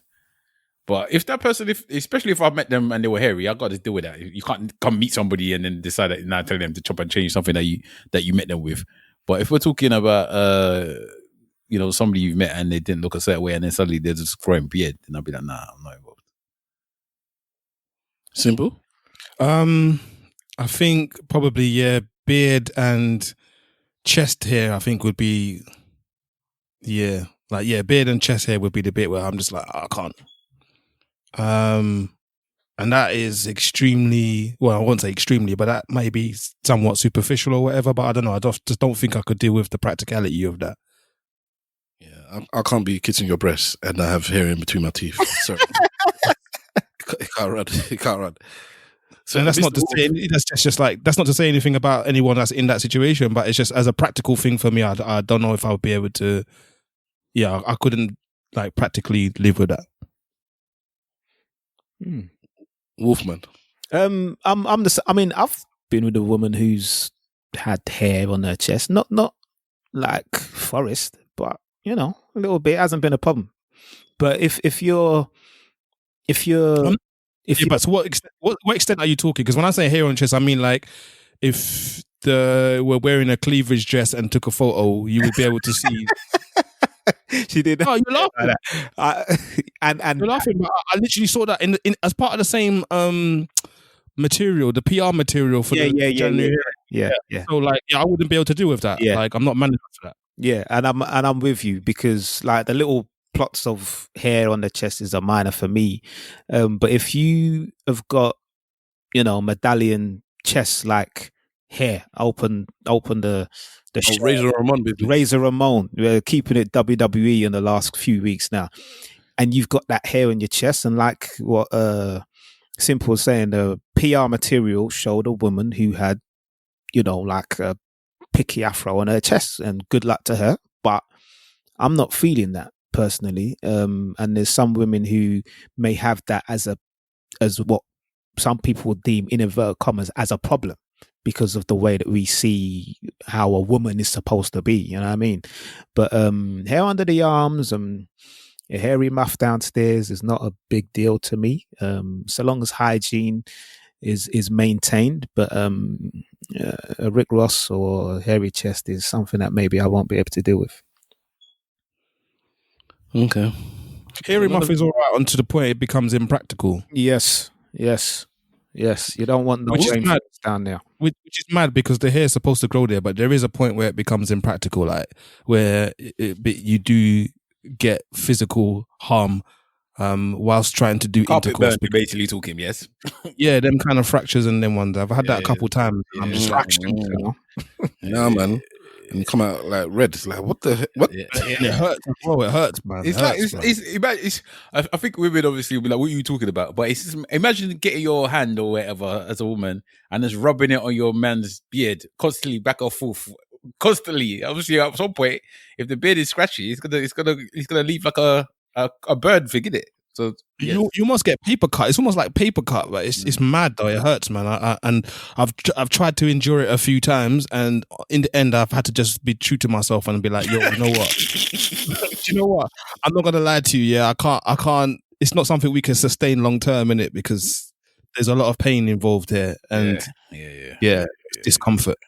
Yeah, it's what happens, isn't it? Happens, can be happen. It is what it is. I'm sure a lot of people are probably going through it this COVID time if their person's a waxer and not true.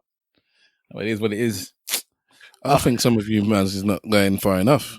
I think you people are saying none of you mentioned over the lip hair. So having a James Bond mustache. Well, I include that as a beard. You're right. A moustache is different from a beard, but I did think that was all same thing. Because it's all of you saying basically you're saying you're cool with underarm hair, but I think there's a level where I don't think you guys is cool. I don't think you people want your woman going out in a bikini or in an evening dress with no arms, and she's got hair there, and you're holding her side by side on red carpet. I think at least one of you three. At least one of you know what I mean, man. At least one of you three would feel a ways about your woman waving to the press. Let's just say she's there's paparazzi there, and everyone can see the hair underneath. It's not like it's fine hair. It's a bush. Yeah, I'm not too. If I'm being honest with you, go on. So I just don't care as long as if it happens, I don't have to hear your nose about it. Most of the things my wife noise, you know. That's what my wife said to me all the time. All you care about is whether or not I'm gonna complain or make noise. I said, yes, that's all I care about. As long as I don't have to hear you make noise about something, I tend not to care. But the minute I know that I'm gonna hear noise about it, then I start having to worry. So that's it. If you're gonna prepare to go out there and if people start talking about you or saying thingy, I don't have to hear any noise about it, and you're not expecting me to go run and kill the person because this noise has happened, then do what you want. But if you know that it's going to upset you if you hear noise about the thing, then don't do it. Yeah, I'm similar. What are you comfortable with? So if that's what you're comfortable with, then I ain't got no problem. I don't have an issue. If you're comfortable with it, I'm fine. But if it is something that you're trying to be comfortable with, and if somebody says something is going to cause you problems, then I'm going to ask you, why would you then try to put yourself out there like that? We'll have a discussion about it. But I'm kind of similar to Wahala in this, where if you're all right with it, then I'm all right with it. It's not. Do you know what I mean? Okay, you lifted your hand up, you got hair underneath your arm. So what? I don't think that anybody has got. I wouldn't say anybody, but it's rare to see someone who has a mass appeal of underhair, like, that is growing down their arm, and I have never seen anybody like that. I'm not saying that it's not out there, but if the hair's not mad. Once again, they maintain a level of hygiene. If you're, I'm with the guys. If you're okay, then I'm okay.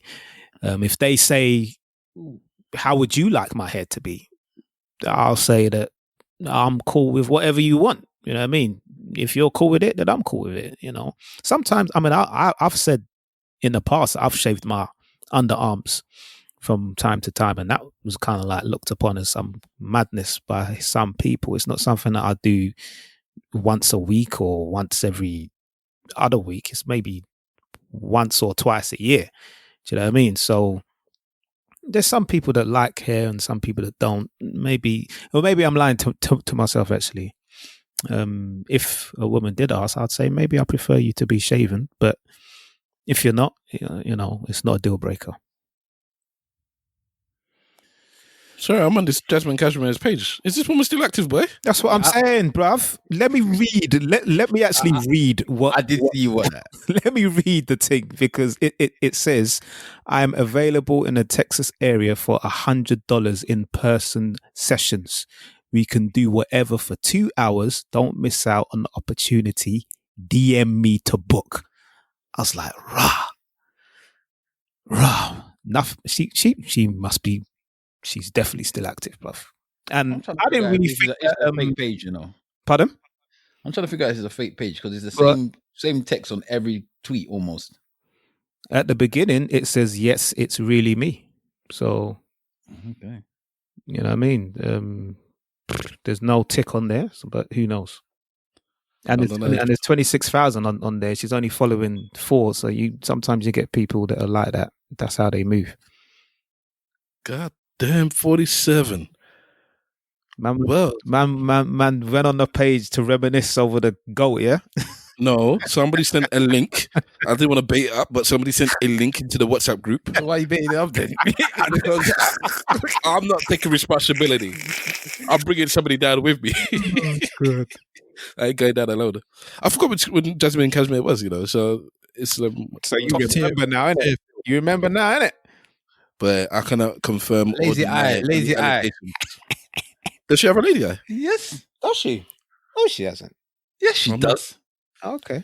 I never noticed. I don't think anybody's looked at her eye before. No, I knew about the eye. Lately noticed that. Seen. Simple Simon. Her and D. Scrutinize everything. Her and D, boy. All right. Yeah, that was good. Yeah, slight lazy eye as well. Yeah, right. Anyway, sir. Back to Brexit. Oh yeah, I don't know if you man heard, yeah. Larry King died, you know. Yeah, I saw that today, man. Sad. It's like man. 80 something. It was his time. 87, boy. It was his time, boy. But yeah, R.I.P. to that guy though, because he was on top. I'll give you a month before I R.I.P. these certain mans, you know, because I never know what's gonna happen later on. Some bad day you don't know. After a month, you start hearing stories. You be like, "Boy, maybe I should have opened my mouth." I hear that.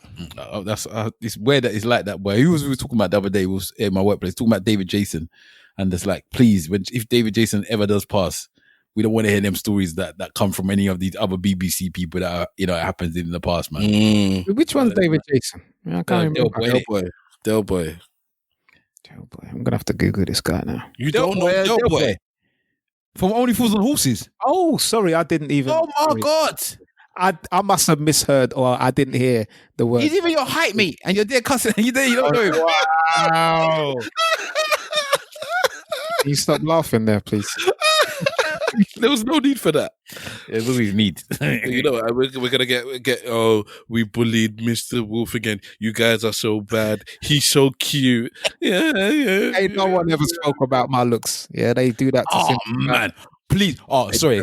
I don't want to stop you, yeah, but I was listening to Griff's podcast the other day. Shout out Griff. And you know, Griff has the Deirdre section. Yeah. Right. So Deirdre section he had a couple of weeks ago, I think it was, and there was a man that said, I'm a bit worried about my height with this girl.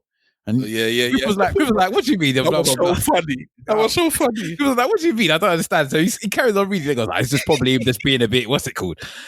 Right, so he said that him and this girl really get on. She's quite cool, and he's like about 5'6" or something like that. It was a bit like that. It's 5'6". I can't remember how high he was. I just remember what she did. Yeah, he was about 5'6", and then he said that one time, I don't know how this managed to happen.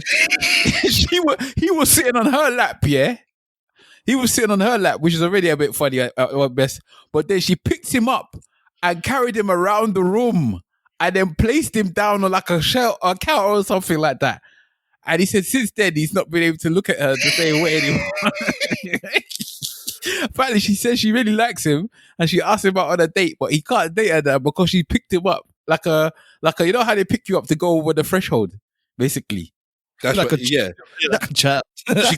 She cradled him, picked him up. Cradled him. She held him like when you take a woman over the threshold. That's how she was carrying him around in the room and then put him down on the counter. Who, Griff? No. Oh. He was at the end of every one of, so shout out Griff.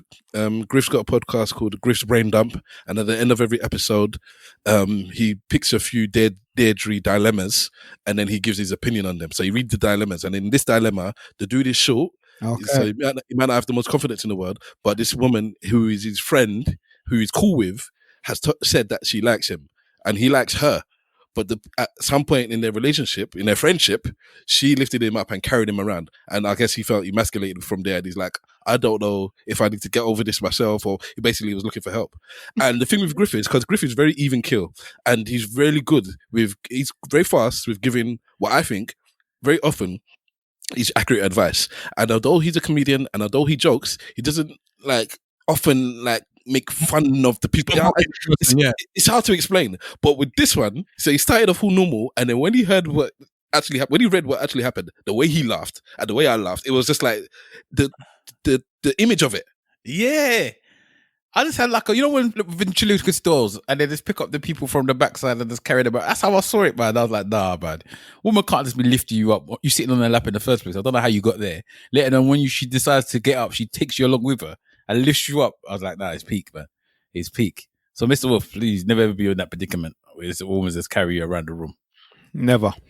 Sorry, just going on. I remember I was seeing a woman who was quite big, you know. I'm all good with 8 to 14, maybe going on 16, mate. I show love. Women are out here saying those are not big, boy. Women are out here saying that those sizes ain't big. 8 to 14, sometimes 16. That's not big. 14 and 16, I mean. You know what I mean? So it depends how tall you are. Well, this girl was kind of my height, you know, messing around or whatever. You know, and I think she said to me, like, you can't pick me up, bruv. Obviously, that's a challenge to me, innit? So, yeah, I put her over my shoulder, mate. Easy food, mate. That was easy food. So you fireman carry there? Huh? Fireman carry, basically. Fireman carry, you know? Okay. You know, and that obviously made her feel good. Proud of himself. I didn't want to say that, but keep going. No, she felt, it's like, I know that she got a little tingle downstairs afterwards. From a fireman carry? Well, she had no confidence in me, innit? Oh, okay. None at all. You know, she's obviously the type of woman that she don't really get picked up in it. You know, and all right, let me ask you guys a question. Actually, splitting enough from that. You just said this woman had no confidence in you. You over delivered, and then she got a tingle. In that. So I understand that. Okay. Yeah.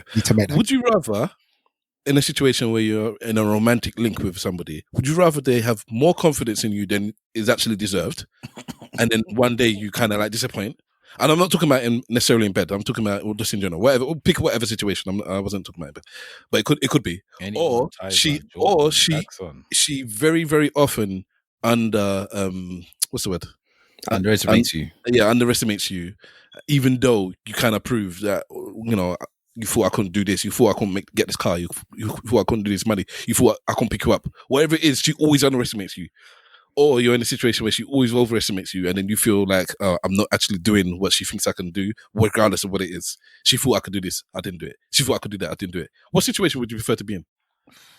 Good question. Good question. Either one of them for me seems like a place I don't want to be in. That is a home I don't want to visit. I'm trying to think which one caused the most argument. And I think for me, it'd probably be... This guy just doesn't want noise, you know. I don't want noise. Want peace. I don't want noise.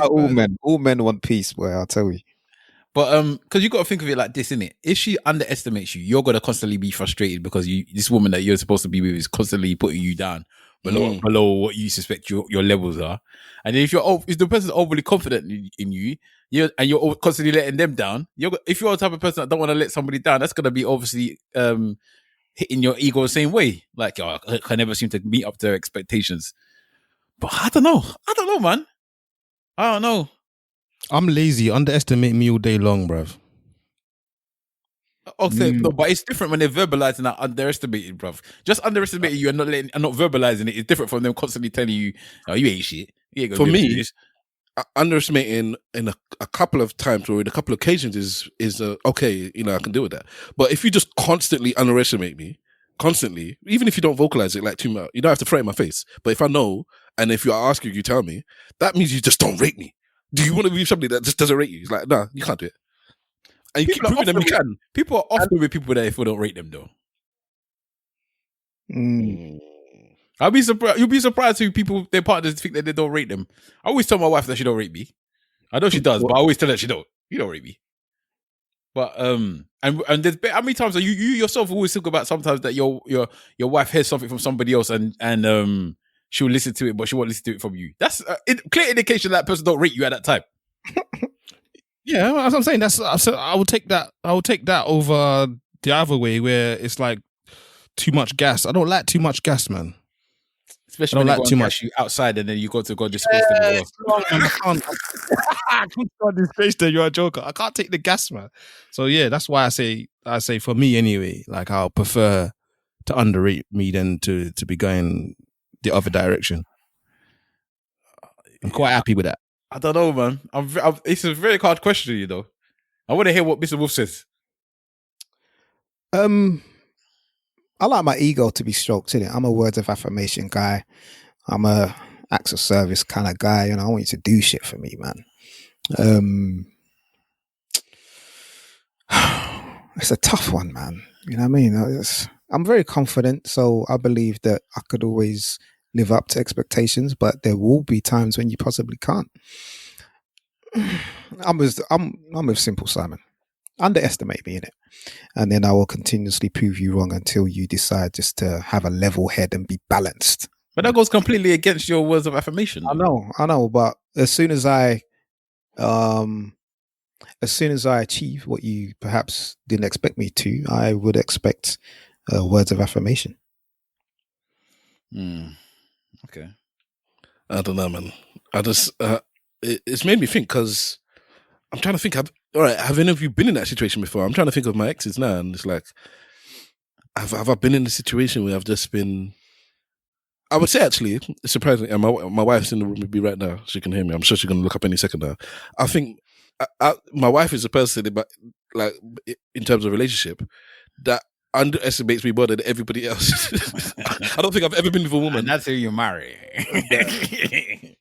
She's screw facing me. I don't think, because I notice it because with other people it's like they don't think twice about Stav will do it, don't worry. Whereas with my wife, she'll be over my shoulder like, are you gonna do it? Because you know you more than anyone else. Maybe, but so it's not. I don't think it's the capabilities though. That's the thing for me is here's the thing. I always say this. I learned it one time. Whatever you expect from me, that's what you get. If you say from your mouth, or if I know in your heart, Staros will not let you down, I will move a mountain to not let you down, because it's like I can't let you down. But if you don't expect nothing from me, if it's like, Stav is just whatever, he's going to be late, or he's going to do this, or he's going to do that, then it's like there's nothing for me to live up to. It's like you don't expect that from me. What am I fighting for? Waste man, I'm just wanting you. Waste man, intergalactic. Dirty black. I don't know, man. I think I don't know, man. I don't know. I think I don't know. I've always been in relationships where I think they put me quite high in their expectations, but I tend to meet the expectation. I think at times maybe emotionally I don't necessarily meet expectations from people, but when it comes to things that I think are practical things, I meet expectations. Like things like, looking after them and all this malarkey that comes along, that important stuff that I believe is important. But the stuff that they may think is important, like emotionally or whatever, I might not live up to that expectation, if that makes sense. So I don't know. But even me giving that answer, I still don't know if I would want to feel away if somebody constantly told me that they don't think I'm able to do to do the things that they want me to do. And then I also don't want to be the person that lets them down. So it's a really hard question for me. There's people that live this life, they're on one side of the coin or the other. That's their life. It's definitely not an easy question to answer, man. I'm with you. Hashtag I might change my mind later. You know what I mean? It's one of them ones. It might depend on the person that you're with. Yeah, because if they're not a person that's going to be rubbing it in your face constantly, and it's just in the back of their mind, and you both know it, but it's not rubbing in your face, and it's easier to take that pill, innit? It's easy to be like what Simple Simon says, and just underestimate me, and I can just do what I'm doing, innit? Or if you're with a person that don't care, or they underestimate everybody. They just have low esteem in the whole world. Everybody lets them down. Everything lets them down. Yeah, then you're all part of the equation. Exactly. Then you're all like normal. It's like a normal playing field for that person. It's not like it's just you. But if they again, it'll burn you if they seem to have they seem to have the time for everyone else, but when it's you, suddenly they got no expectation of you. That will burn you. I don't care who you are.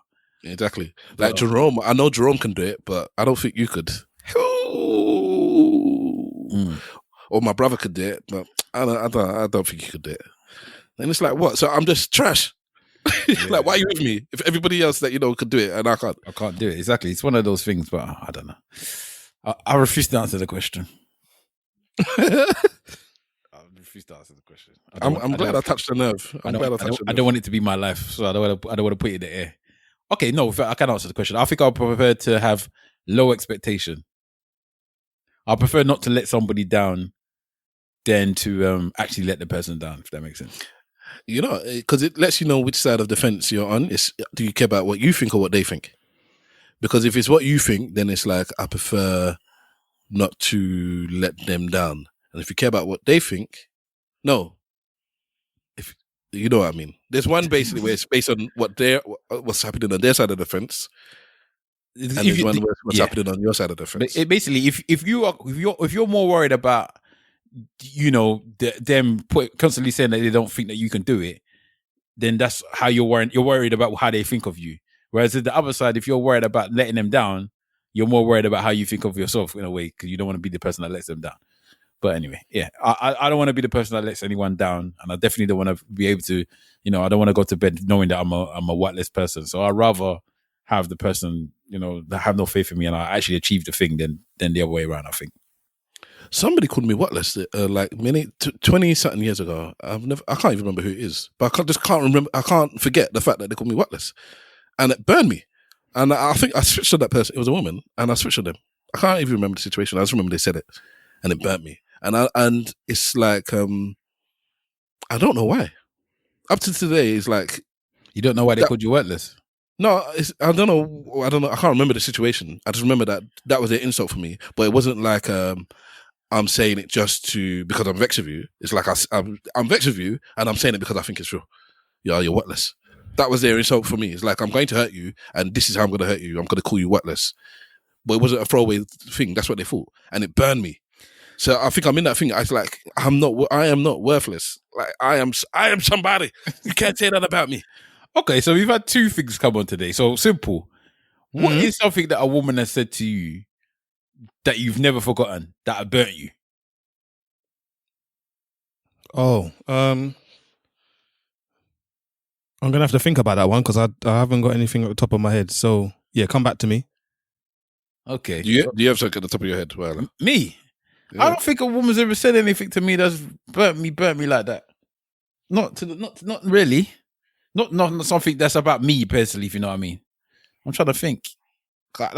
Maybe because my ego is so big, I don't actually care what you're saying. Can I tell you how I know I've got big ego? Whilst you're thinking Simple Simon and maybe Wahala, I don't know. But this Clubhouse thing, when Cinti was on the episode last, so what's this, 3 weeks ago, I think it is now. Or is it 4 even? Either way. The last time I went on Clubhouse was to make sure that I've got her social media tag right. So I went on it after we've recorded that episode. Excuse me. got her social media tag, and I haven't been on the app since. Then I saw Smokes, shout him out from DMD podcast. It popped up on my screen because they sent me bare notifications. You get me? It sent me a notification that he's got his own group now. Now all right, none of you managers on it, so I'll explain it to you as well. And maybe some people listening don't know, but there are rooms and there are groups. Now the room is when you open the app, there are just a bunch of rooms, and the title will be, we're talking about, I don't know, science, we're talking about maths, we're talking about what's going on right now, we're talking about yada yada yada, and you go into the room that you feel you want to go into, and then you sit there. Maybe you can talk, maybe you can't. I'm not going to bother explaining the different dynamics of it, but that's it. But there are also groups, and groups sit there constantly. These rooms will close when everyone leaves or when somebody closes the room, but the groups are there in almost like a Facebook group, but they can remain empty, but they'll be there, and you can join a group. So I can be a member of a group, and the group doesn't have to be open. And then I can send a notification saying that, or a notification will be sent to me saying that, this group, under the guise of this group, there's another topic that's coming up, and it's going to be at 7:00. Join in or whatever. Because I'm now part of the group, I'm going to get those notifications. Now, for me, I wanted us to have an ESN group. I figured that you have to do things. After the conversation we had with Sin on the episode, she sent me the link to, this is what you need to do to get a group. And I didn't even read it until I saw Smokes has a DMD group now. And me, with my competitive self, I was like, nah, man, can't have a group. We don't have a group. So I even messaged him like, nah, bruv, I have to get a group now. I have to jump on the thing. And so I went on it a couple of days ago. And then I was sitting there and I realized, you know why I haven't, because I hadn't opened the app in all that time. And I said, you know why? Because when you go in there, you have to, if you don't start a room yourself, you're sitting there on the bottom and somebody has to invite you to talk. You can't just jump into a room and talk, because there's a mute and an unmute button that the people that are classed as speakers can do. So it's the people at the top can speak. Moderators. No, the moderators are moderators. The speakers are people that can talk. There are people that can't, and then everybody else can't talk. You can only listen. Okay. And what I've realized is that I didn't really have an incentive to start a group. And I wouldn't necessarily mind going into certain groups if they're talking about rap or podcasting or something like that. And it's something that I'm interested in. By all means, cool. But if I can't talk, because I would have to know somebody, or you have to raise your hand like you're in school, that can I talk, please? And then one of the moderators will have to include you into the speakers box that now you can talk. And what I realize is that if I can't talk on a topic, if I do not have the opportunity to talk, I don't have to talk. But if I know I cannot talk, I have no interest in going into that room. I do not want to go into a room where I just have to sit there and listen. And I don't care if you're a bunch of experts. I'll listen to a podcast about a bunch of experts. But the minute I'm in a room and there's the potential to talk and I can't, my ego is telling me, you don't need to be in that room then. Bro. Yeah, I agree with that.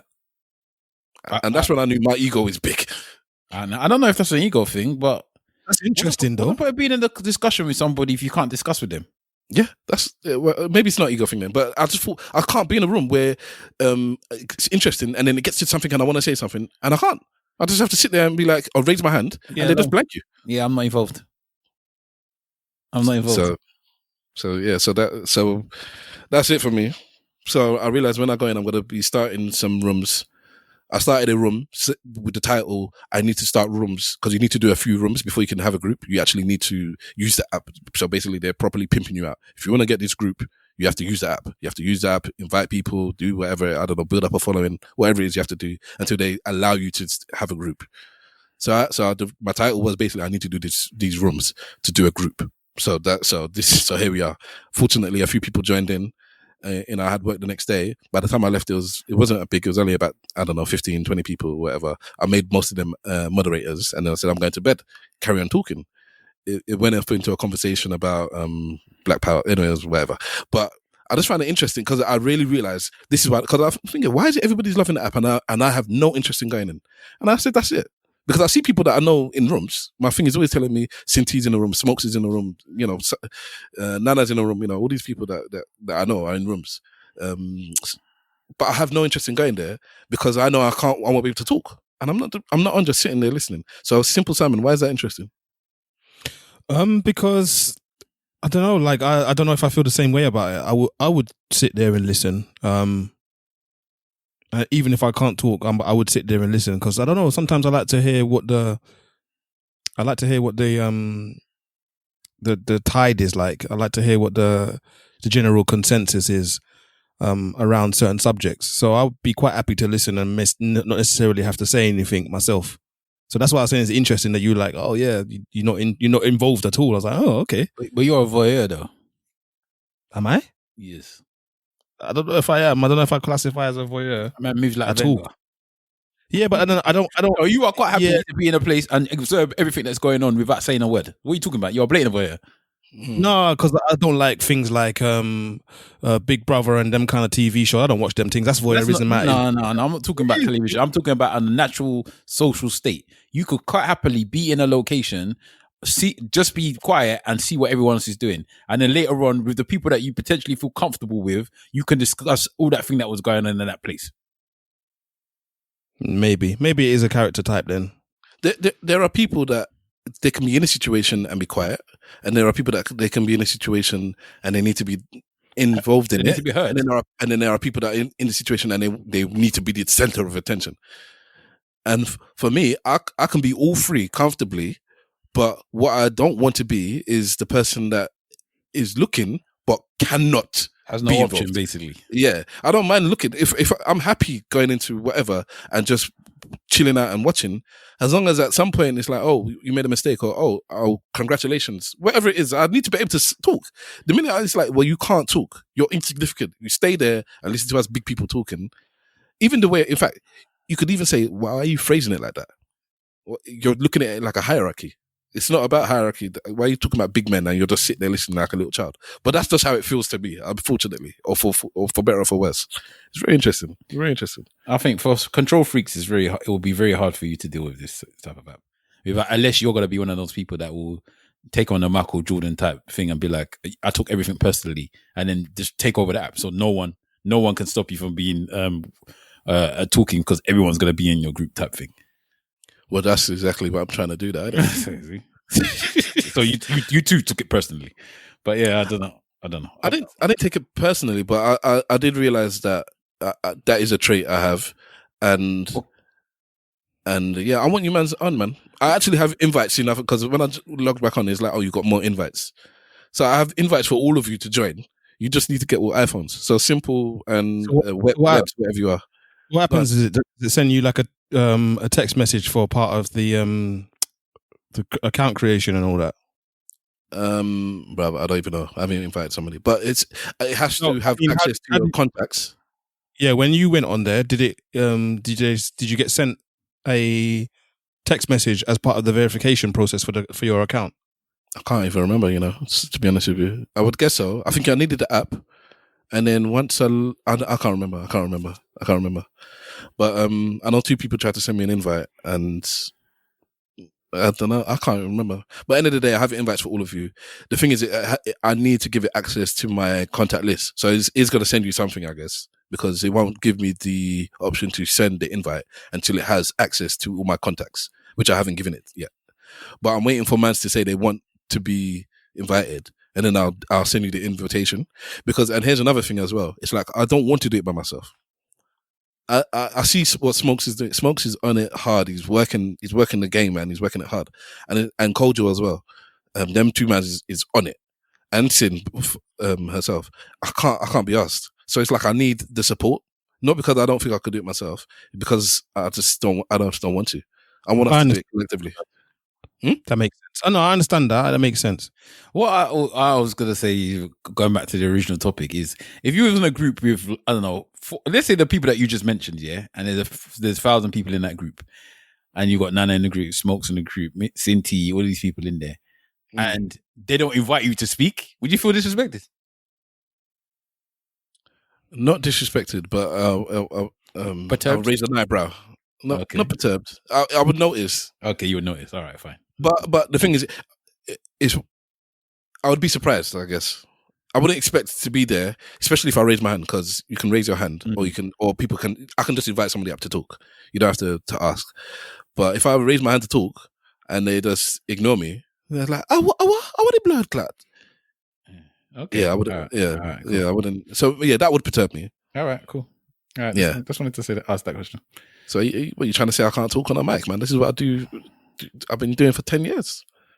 Yeah, going back, I thought about it. I don't think there's been anything that a woman's ever said to me that has kind of like stained me and stayed with me forever. Okay. Yeah. Sorry, I just thought I would circle back and. Oh, simple.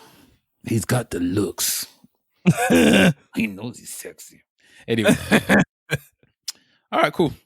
As I said, I feel the same. I don't think I've had people try to say things that's tainting my name, and I'll just look at him because my ego is so high. My wife gets so angry with me. Like she's like, you just don't care about what did she say? I don't care about. Like she said, all it is for you is about right and wrong and whatever you care about. And I'm like, yes. She goes, I don't know how you can live like that. I said, that's how I live. As opposed to what? As opposed to caring about whatever people think, how that's about discussions and all this type of stuff. She's like, well, when you have she says stuff to me like when you're having a debate or a discussion with somebody, all you care about is right or wrong. You don't care about the actual discussion. And I'm like, yeah, because what's the point of me having a discussion if there's no answers for the discussions? That's a waste of my time. She's like, well, you could learn things from me. I said, I don't mind learning something, but at the end, I need to know there's a right and a wrong. I know we've already had this big conversation anyway, but stuff like that. So, and that's why if it's not something I care about, it doesn't affect me in the same way that it affects others, I suppose.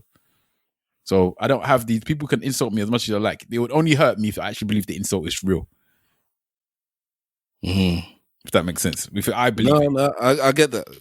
It falls under that same boat of what we were talking about before. If somebody like doesn't rate you, it's when all of a sudden they hit a nerve is when it's like, oh, they're right, whether you realized it before or now they've brought it to your attention and you didn't even notice before and they've told you something about yourself. It's like, it burns. So maybe when that woman called me whatless, maybe deep down inside, maybe I thought I was whatless at the time. Maybe I thought potentially. Maybe she touched on a nerve that, and I thought, I'll get you. I'll be a millionaire one day, and I'll get you. Go catch it. All right. I think on that note, we can wrap up this episode. Unless anybody else has got anything they want to add on. No, sir. No, sir. Okay.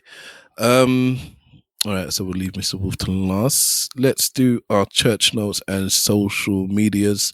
Let us start with Simple Simon, sir. At Simple Simon FB on Twitter. I don't have Instagrams. This week I'm gonna plug. Well, I've been trying to learn some stocks and stuff and that, so I've been reading charts and all them kind of stuff, or at least learning or trying to learn how to do that. So I'm gonna plug a channel here. This is for the ladies. It's for everyone, but the ladies in particular. I know sometimes just being told something by a man can taint the message somewhat, and sometimes you might feel just a bit better if somebody else who you could identify with a bit more was delivering the information. I've used this channel. I think her content is quite good. She's quite candid. Not really, what do you call it? When somebody is not uppity. What's the other word? There's a word. They're not snooty. She's not snooty. She's very, very down to earth, and relatable. The channel was called Black Girl Stocks. And it is a young lady on there that is kind of documenting her journey with learning how to trade stocks. She's pretty good now, but she's got some tutorials and how-tos that you can go through and get in from a basic level up to the level where you're trading and being able to identify good companies and all the rest of it. So that is Black Girl Stocks on YouTube. I believe she got an Instagram account as well, but I don't have Instagram, so I don't know what that is. But yeah, check that out. Sub to that and get the content. It's all really good. Aside from that, that is I later. Can I ask a quick question then? Sorry, before we actually finish for real.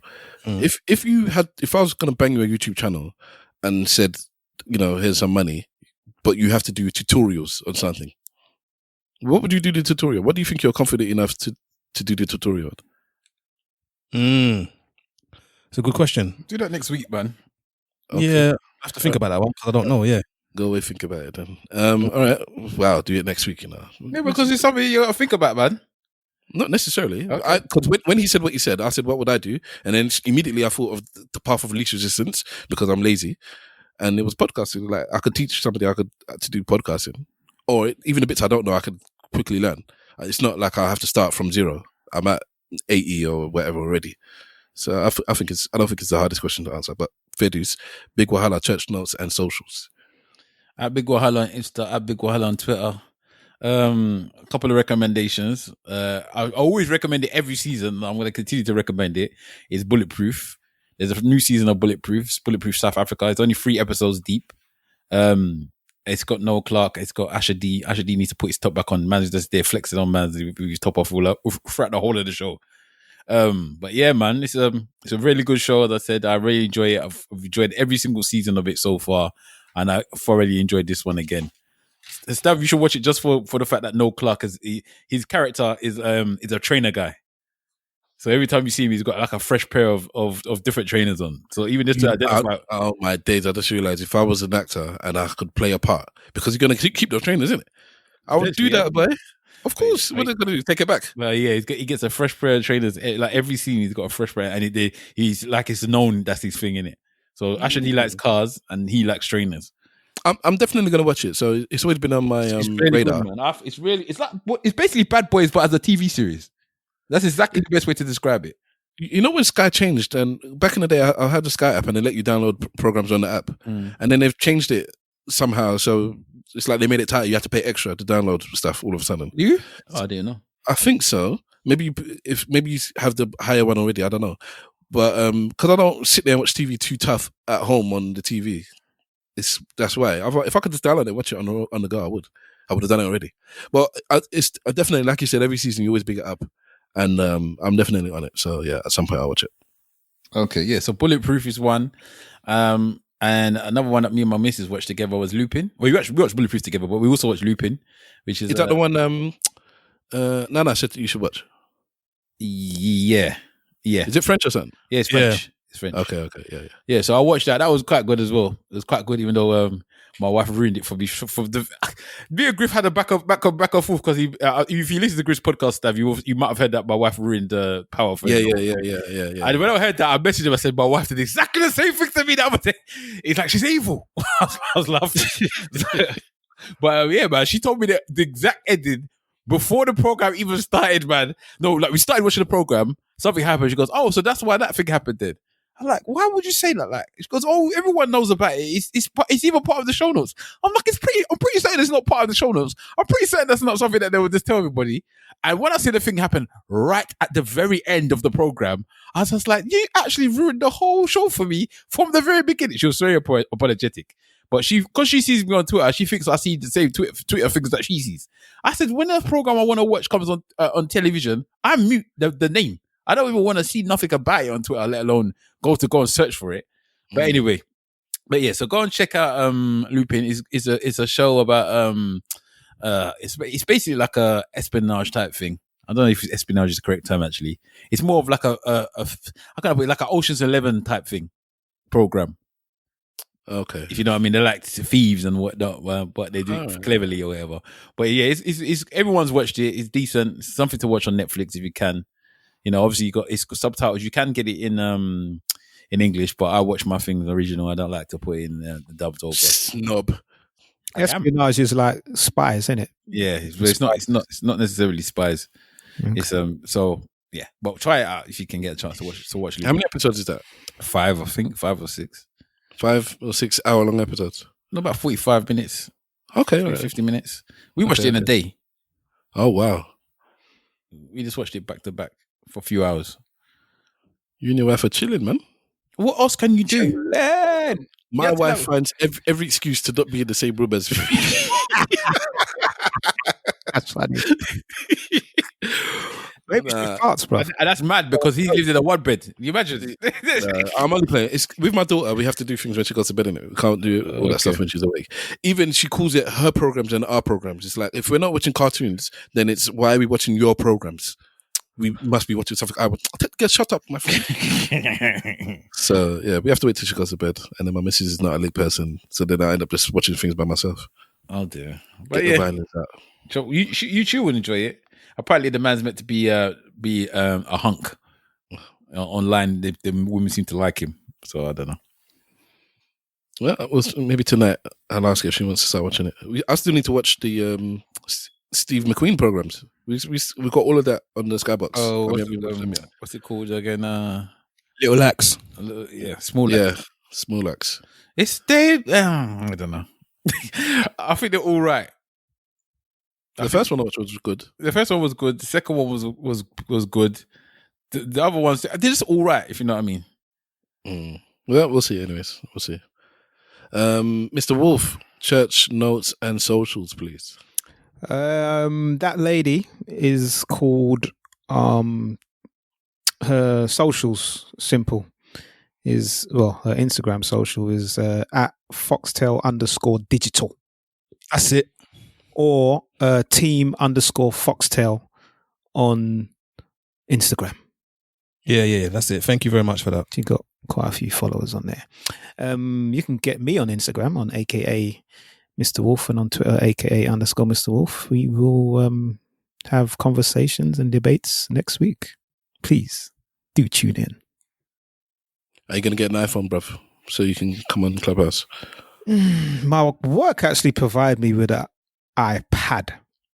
It works. I refuse to use anything personal on that thing. The most I've got on there is a YouTube account that I don't sign into. Because they're tracking it.